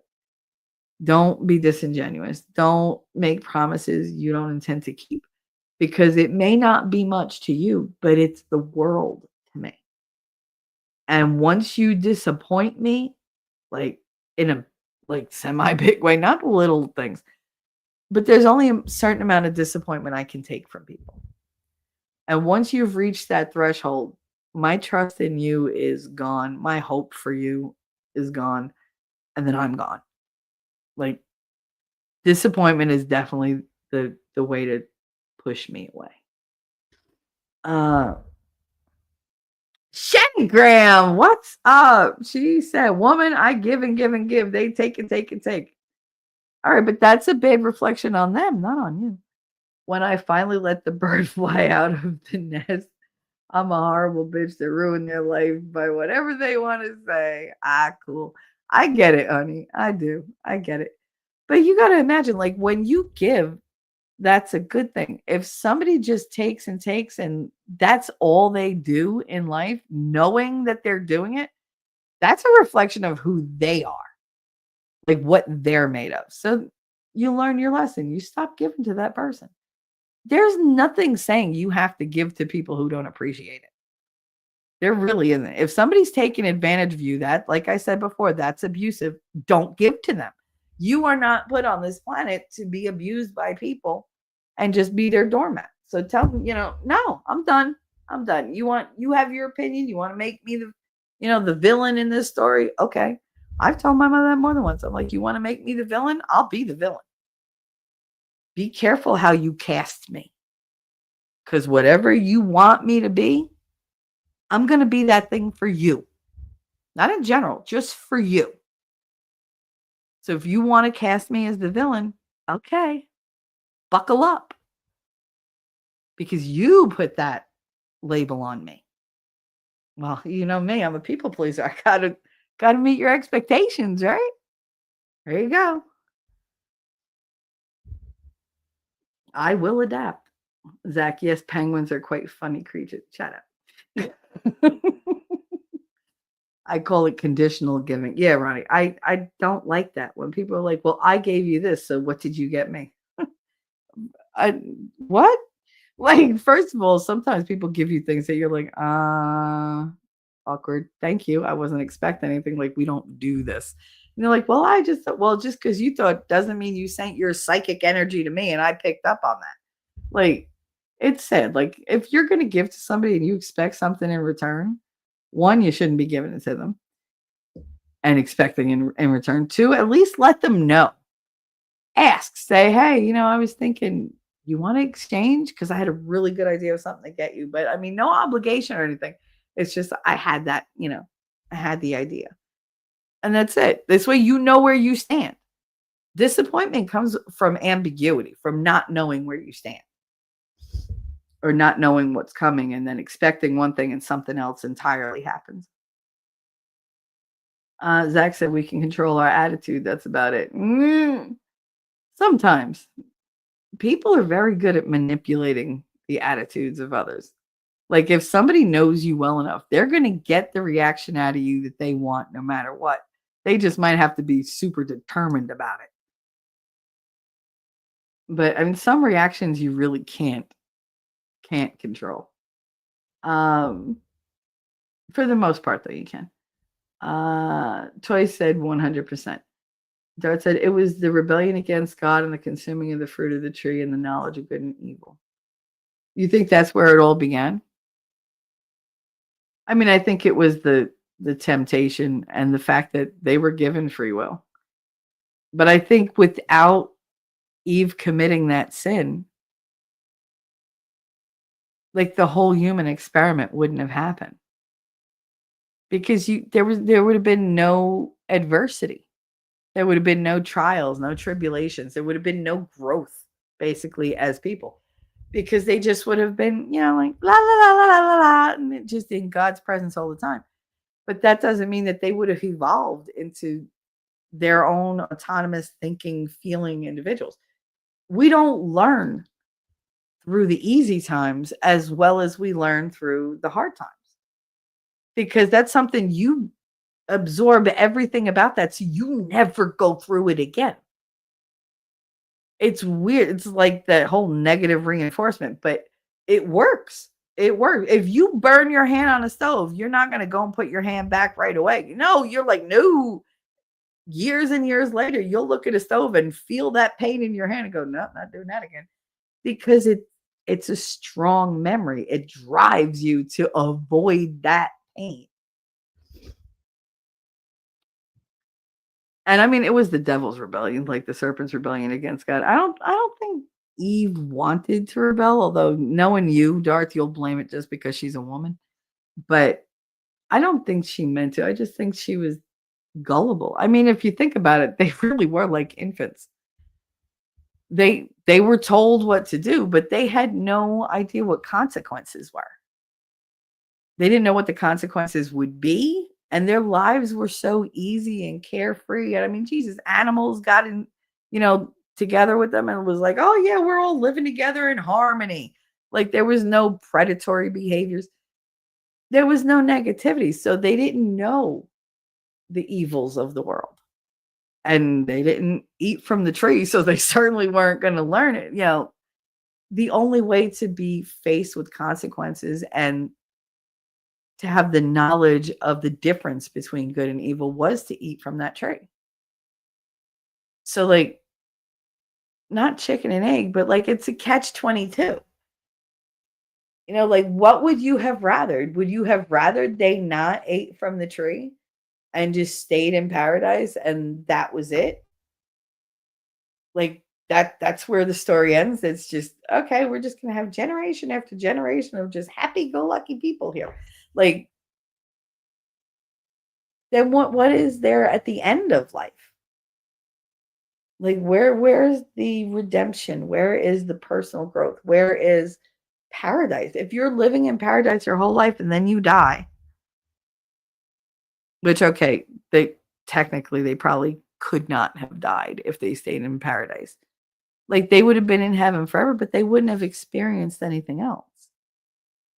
So how would they appreciate the splendor they were in and the magnificence of being in God's presence like that without experiencing the absence of it, without the denial of the splendor? They had nothing to compare it to. It's like taking a picture against the backdrop of just a sky, a cloudless blue sky. You don't know like how far, how, what, whatever. Like the scale isn't there. You don't get a true feeling of what you're taking a picture of, like its size, its weight, its whatever, because it's just this tiny thing that's lost in the melee. There's nothing to compare it to. It's just sky. And it's a big ass sky. Like if they didn't do what they did and get kicked out of paradise, how could they appreciate what paradise truly was? And how could they repent and redeem their lives to get back to that place next to God in his presence? Because that's what keeps us going, striving toward being led into paradise at the end of our lives. So how do you appreciate getting there? How do you get the motivation to face all the trials and the sludge of every day? Because let's face it, the world is dirty. Like it's just, a lot of life is just gross. How do you get through all that without the ultimate goal at the end. I just wonder. Like, I really do think that in order for us to have realized what God did for us and what he encompassed, what he represented, like everything about him, I don't think that we could fully understand it without seeing and experiencing the opposite. You know, like you don't know what it is to be pain free until you're in pain. You don't appreciate the fact that you're just walking around doing whatever and everything's running good. And then suddenly something's not running so good. And you're like, oh. And then you heal and you get better. And you're like, oh my God, I'm so grateful now that I could do what I did before. How do you be grateful for something when it's the only thing you ever known? It's normal. I mean, to you, it would just be existence, right? It's just how things are. Anyway, Toy, how's your day going? I have a story. See, a woman messes around with the snake, and all of a sudden, it's a no for me to run around naked. You can run around naked all you want. Just be wary of neighbors because people tend to, I don't know, get offended. It's weird. Besides, you might scare a small child, and if you're around chickens, careful, they peck. Did I ever tell you that my uncle Michael, when he was little, was running around like this farm in Italy? They had gone to visit relatives, and he was running around, and he went to go pee, like behind the barn or whatever, and there were chickens, and one of the chickens bit his pecker. And he was like devastated. He told that story my entire life. I heard that thing 100 times. He was like, little motherfucker bit my pecker. It was like, all right. Yeah, he hated chickens. He refused to be around chickens the rest of his life. Every time he went hunting, he would shoot any bird. He hates birds. He would shoot any bird. He shot a freaking pheasant so many times that when they cooked it, the pellets were still so deep in the meat that they got cooked in the fucking meat and exploded. Like it was bad. Like it just ruined the bird. But yeah, like there have been times like we ate stuff that he went hunting for, and you're like, boom, because you got like a little bird shot in your mouth. Like, oh my God, I broke a tooth once. I broke a baby tooth on a piece of, I think it was quail. It was either pheasant or quail. But yeah, the bird shot was still in there. My fucking mother cooked it like that. But that wasn't explosive. It was just metal. But yeah, I bit into it and I broke a baby tooth right down the middle. And my father just reached over and just yanked it out of my face. But yeah, it was whatever. But yeah, he got bit on his wee-wee. His bichadille. So I've been working since 4, taking a break, then gotta run. I'm glad you stopped by. Thank you, honey. Dang, I'm gonna run in a bit too. Yeah, I'm gonna run soon too. It's almost 4 o'clock. I've been going forever. I was joking, Shelly. I didn't want to be right about that, about the crying. Meh, whatever. You know what? Better I cry here with you guys than in front of them. I don't want my kids to see me crying. I don't want her to see that she still affects me. So really weird that I trust you guys to take it on the chin better than, she does. Because if I cry in front of her, 1, she's going to know she got to me, and 2, I'm going to have to listen to an hour-long story about how everybody blames her and hates her, and it's not her fault, and it becomes about her. So let's not. But if you know people are fake, then you can ignore it. Interesting. Now you're going to have me double-checking myself on my compliments. Just be you. Just speak from the heart. That's all.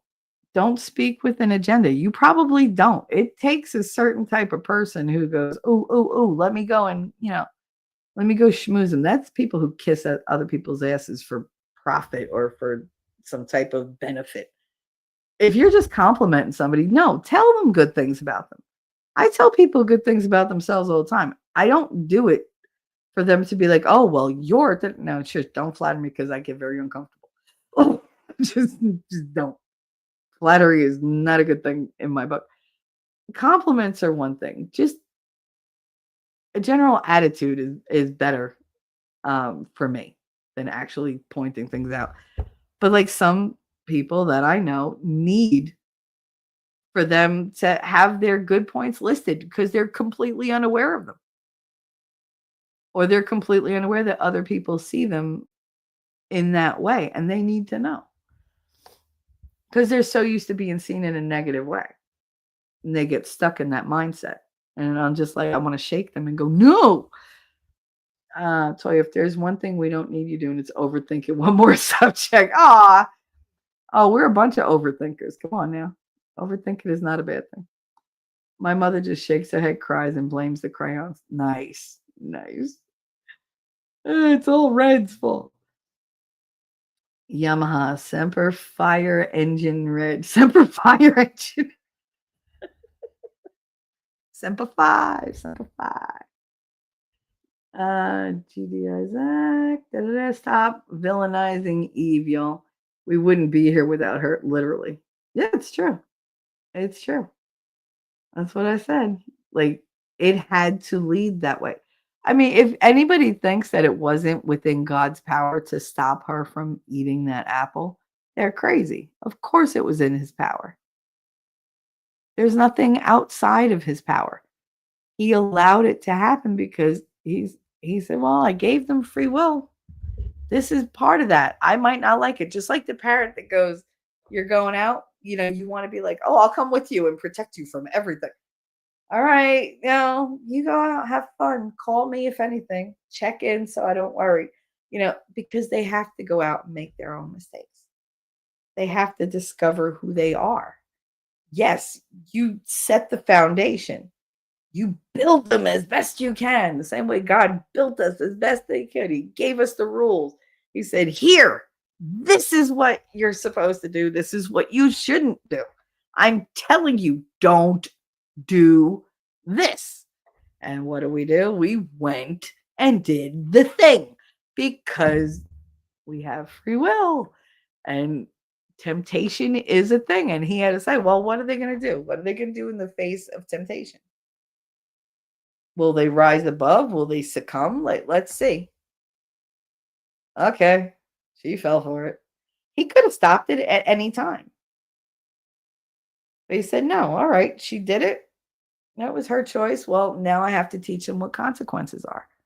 And unfortunately for her, she ate of the apple. So now she knows the difference between good and evil, between shame and, like dignity or whatever. Just a love of, an acceptance of self. Now they know guilt. Well, now they're going to know pain and they're going to know, hardship. They're going to know doubt. They're going to know loss. All those things that they were free from. Well, okay. You made a choice. There you go.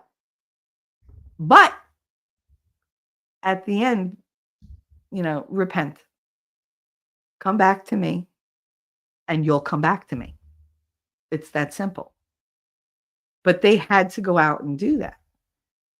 So yeah, I think it was a necessity. I think that God was like, all right, the same way we are with our kids. You see them about to make such a mistake. And it would be so easy for you to say, no, don't do that. But they're not going to learn that way. Some lessons need to be learned on your own to have any kind of impact. We let them do it, knowing that we'll be there when they need to get back up, if they need us, if they want us there. Same way God did. He never abandons us. He's always there. He's just waiting for you to turn around and go, I need you. Like, I can't do this on my own. Can you step in here and give me a hand? Like that. He's just waiting for you to look to him. Toy at T3 is so great because you're still here hanging with Thank you. I view it as graduating this life. Yeah. Shelly doesn't know, but I'm still under her tree and nothing but a bow. No, I saw you. I thought the cat was playing with some Christmas balls before. I have the patience and stamina of a saint. You have the stamina of a saint? Can you explain that? Because I don't. First of all, saints tend to die kind of, young. But what is the stamina of a saint? All right, I gotta wrap this up, but let's catch up. Castro. They have TROs for that. Funny. At Ellie, nah, she loves me. I do love you. We all love you. Ellie Fun, do you have a face only a mother would love?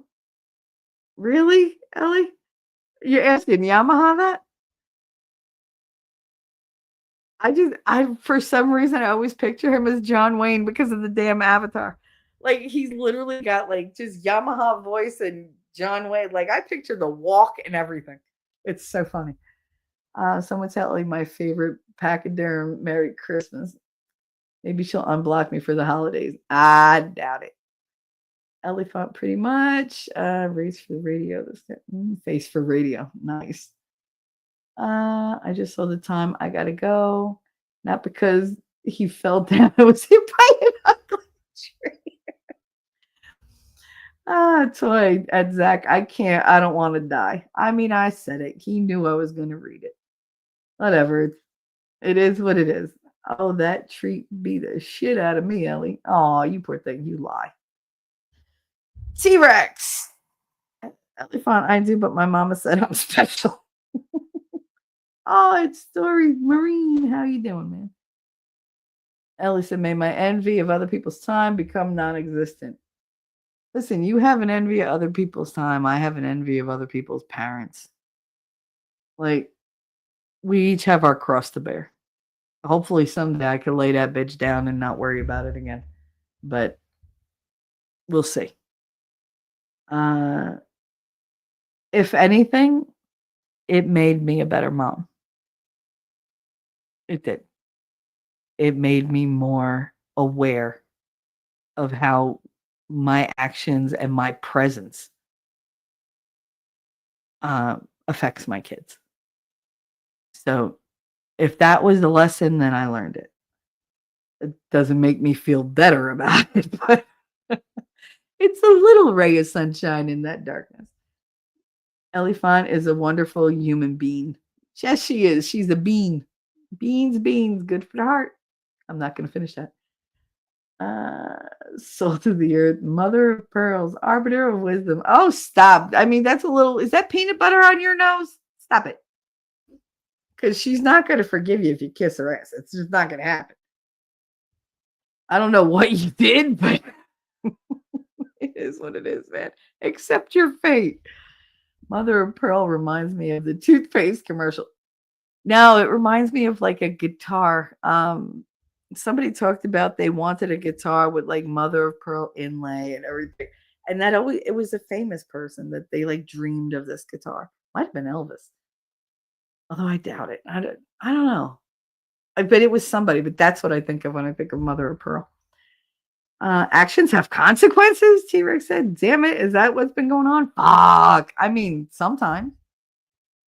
It's amazing because a lot of people want to pretend like there are no consequences to their actions. And I'm like, oh, why? Because you got away with this? Wait, something else is coming because you didn't learn your lesson, obviously.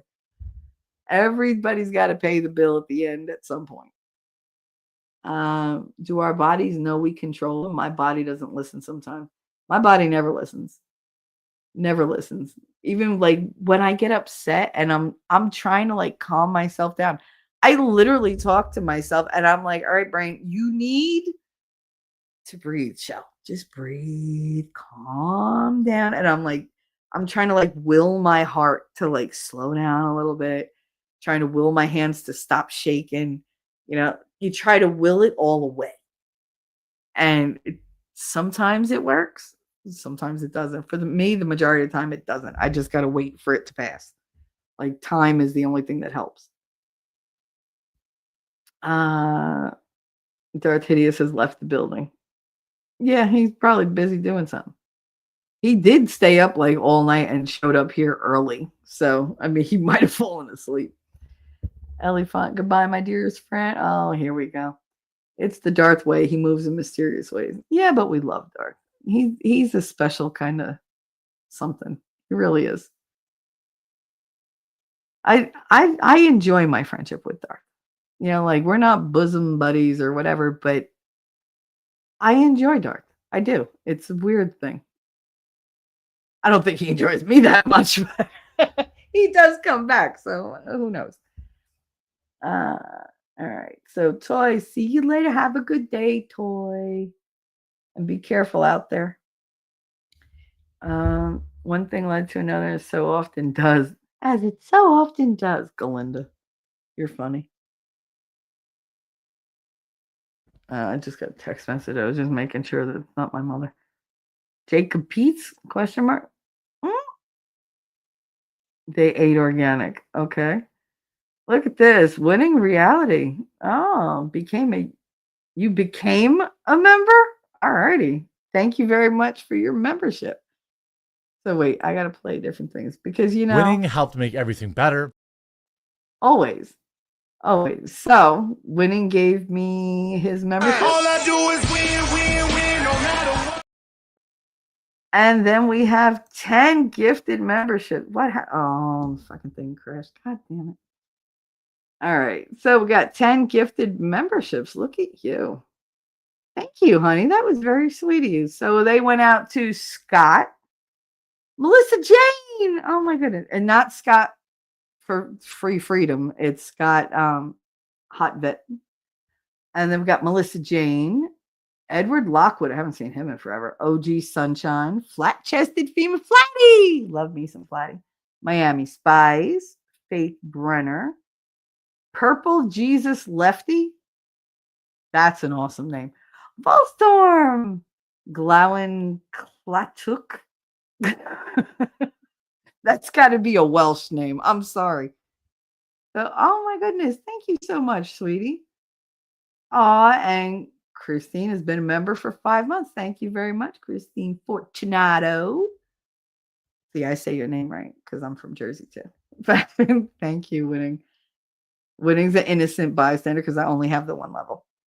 And he gifted 10. Aw, sweetie. That was really nice of you. Thank you very much. Oh, unexpected. So here we go.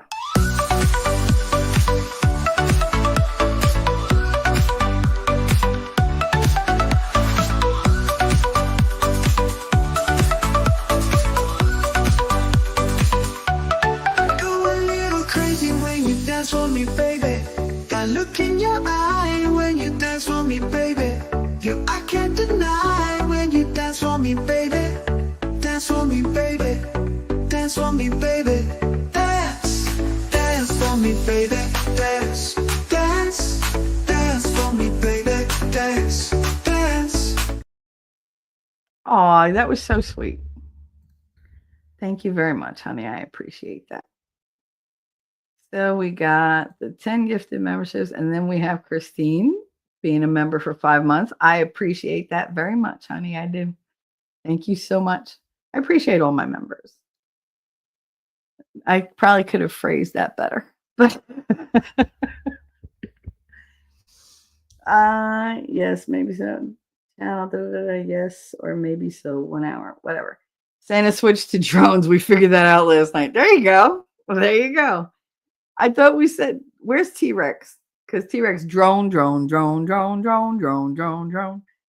He said that if somebody else mentioned drone after last night's stream, he was going to like go find them and like, I don't know, have physical violence. Come at me, bro. Let's go. Let's go. And there's also something that T-Rex really, really wanted to happen that Winning made happen. And he's not here for it.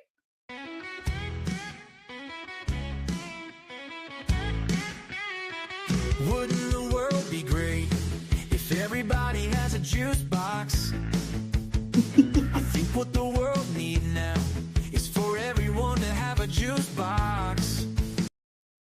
I'm not going to play the whole thing because he's not here. But yep, I got it. He finally put it on mine. So yay. Wait, I'm all out of sorts here. All right, winning. Take a sec. I'm trying to catch up as soon as possible because I got to wrap this up. I can't believe it's 4:00. T-Rex, I don't even think Shelly knows I'm here yet. Bafungul, you were here before, then you leave. I don't depend on you being here the whole time because you come in and then you leave, and then you come in and then you leave, and you come in and then you leave. It's like, Jesus Christ, it's the revolving door of my chat. And that's fine, but I don't assume you're always here. I more assume you're not here. T-Rex checking more. Be lighthearted in assurance that she is aware of your presence. However, some horrors are best locked away. Oh my God. I just said, I see you, T-Rex. See, she sees you. I'm having to multitask though, hence little chatting. That's fine. If I was a rich girl, na na na na na na na na na na na na na na. There you go. Happy? I don't know why I have to perform on demand. See, you didn't tell me I had to, but I know that the expectation is there. And I hate to disappoint. Oh God. I'm such a trained monkey. Not fired yet. Yay! Haven't even gotten a call from safety. Yay! Let's hope that they don't fire you the week before Christmas. The one in the aqua bra reminds me of an ex-girlfriend. I had to take a double take first time I saw her. You know, some people are convinced that that's me. I'm like, no, that's not me. Yes, that's it. No, that's not me. He just happened to pick like the Asian versions of me. I don't know why. It's just like, okay, they're similar. I really hope he doesn't freaking reface those because I don't put nothing past him. Eve was framed. I mean, aren't we all? The seed event lady, you're funny. I came across a post the other day, a comment that said, hey lady, remember, don't take it to the fence. And I was hysterical because I was like, oh my God, I remember that. You're so funny. Your kids are hilarious. Don't take it to the fence. Mom, don't take it to the fence. Oh, that fucking always makes me laugh. Heidi said the seed of envy started with Lucifer. He wanted to be God. Yeah, well, he wanted to be higher than God. And honestly, I think he really thought that he could like outdo God. It was like, really? Like, how much hubris can you shove into one person? Because that's ridiculous. Lucifer got mankind to fall with temptation, then the root of evil set in with Cain. Yeah. I mean that because he was offspring of Eve, I guess because she carried that original sin with her. And there was really no baptism or anything yet. So like it just affected Cain in a different way.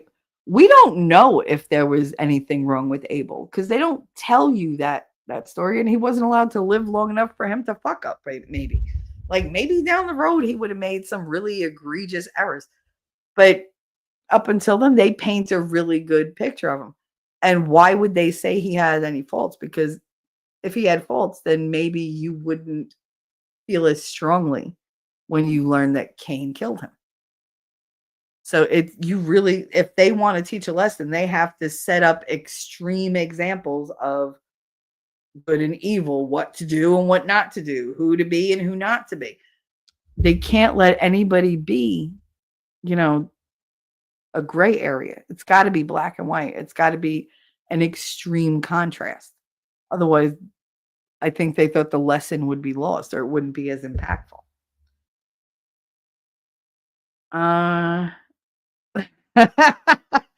Zach said, Lady Awesome. No, you have her mixed up with Karen Reed. That's true. All women are crazy. Am I right? You're not wrong. I'm not saying you're right because I'm physically incapable of saying that, but I'm saying you're not wrong. That's true. Yama said, I have a tendency to make children weep, men cower in horror, and women run screaming into the night. Are they running? Just take the run part out and then you're good to go. If you have them screaming into the night, hey, go for it. A pecker. He was a pecker. Yep, he got pecked on his pecker by a pecker. All men are crazy too. I mean, you're not wrong there either. The Great American Cock Gobbler. I'm not. Nope. No. See, I was gonna say something. I'm not because Jesus, please. Anyway, moving on. Fish love me, women fear me. Well, then you're dating like a really different type of woman. What you got to do is go for like the dirty ones, and then fish is just like part of the equation with those. And then you got it backwards. Oh, wait, I got that backwards. Women love me, fish fear me. Why do fish fear you? What are you fishing with? Or what are you doing to them once you catch them, you dirty thing? Because I don't know. You know what? I don't want to know. I don't want to know. I'm going to leave that on its own. To be fair, the word doesn't specify the type of fruit. I know it's an apple, it's a pomegranate, it's a fig. They've been all over the freaking place. It's a pear, it's whatever. I doubt it. Well, with my mustache, I've had many people say I look like Wyatt Earp or Gomer Pyle with the large caterpillar. Shut up with the Gomer Pyle. You're such a jerk.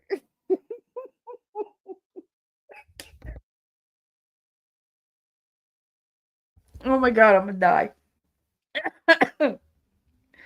You're an ass, Yamaha.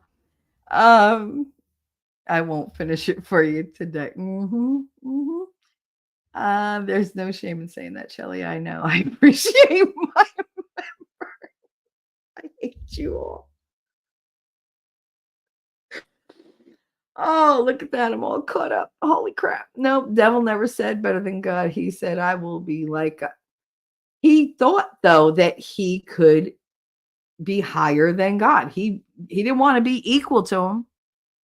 He wanted to rise above, like be greater than him. He didn't want to just take his place. He was like out to prove God was wrong.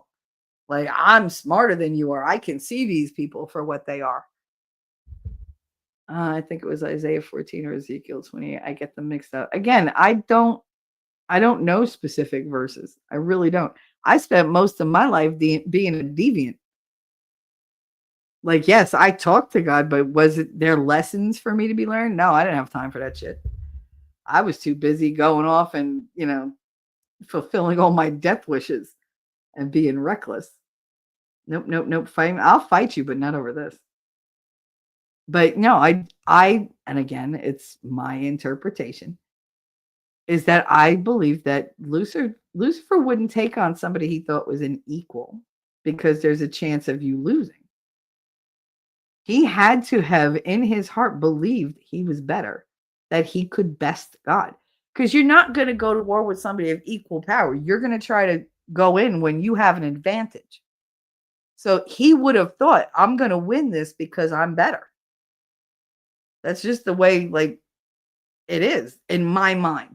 But again, I humanize a lot of what I read religiously. So I have to relate it to like human things because like I don't have the ability yet to think on that higher level.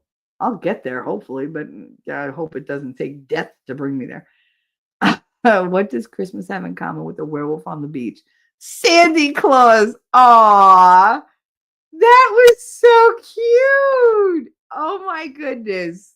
That was cute.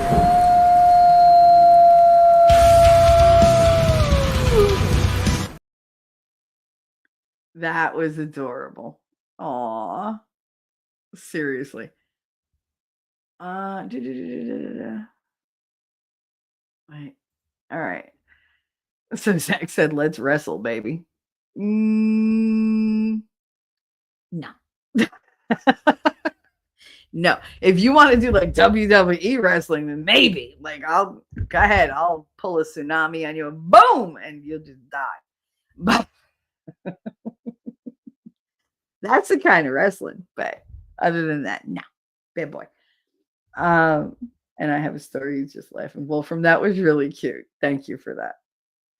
And on that lovely Wolfram funny note, which, you know what, he doesn't say a lot in chats, but when he does, it's really good. I thank you for that, honey. And I thank you for always being here. You and Heidi really like, you do all the modding that I need done. I never have to worry about it. T-Rex. Drone, drone, drone, drone, drone. Bafangul with the drones. Droning is actually like the drone thing. I'm so over it. I'm just so over it. Like, I don't want to hear nothing else about it.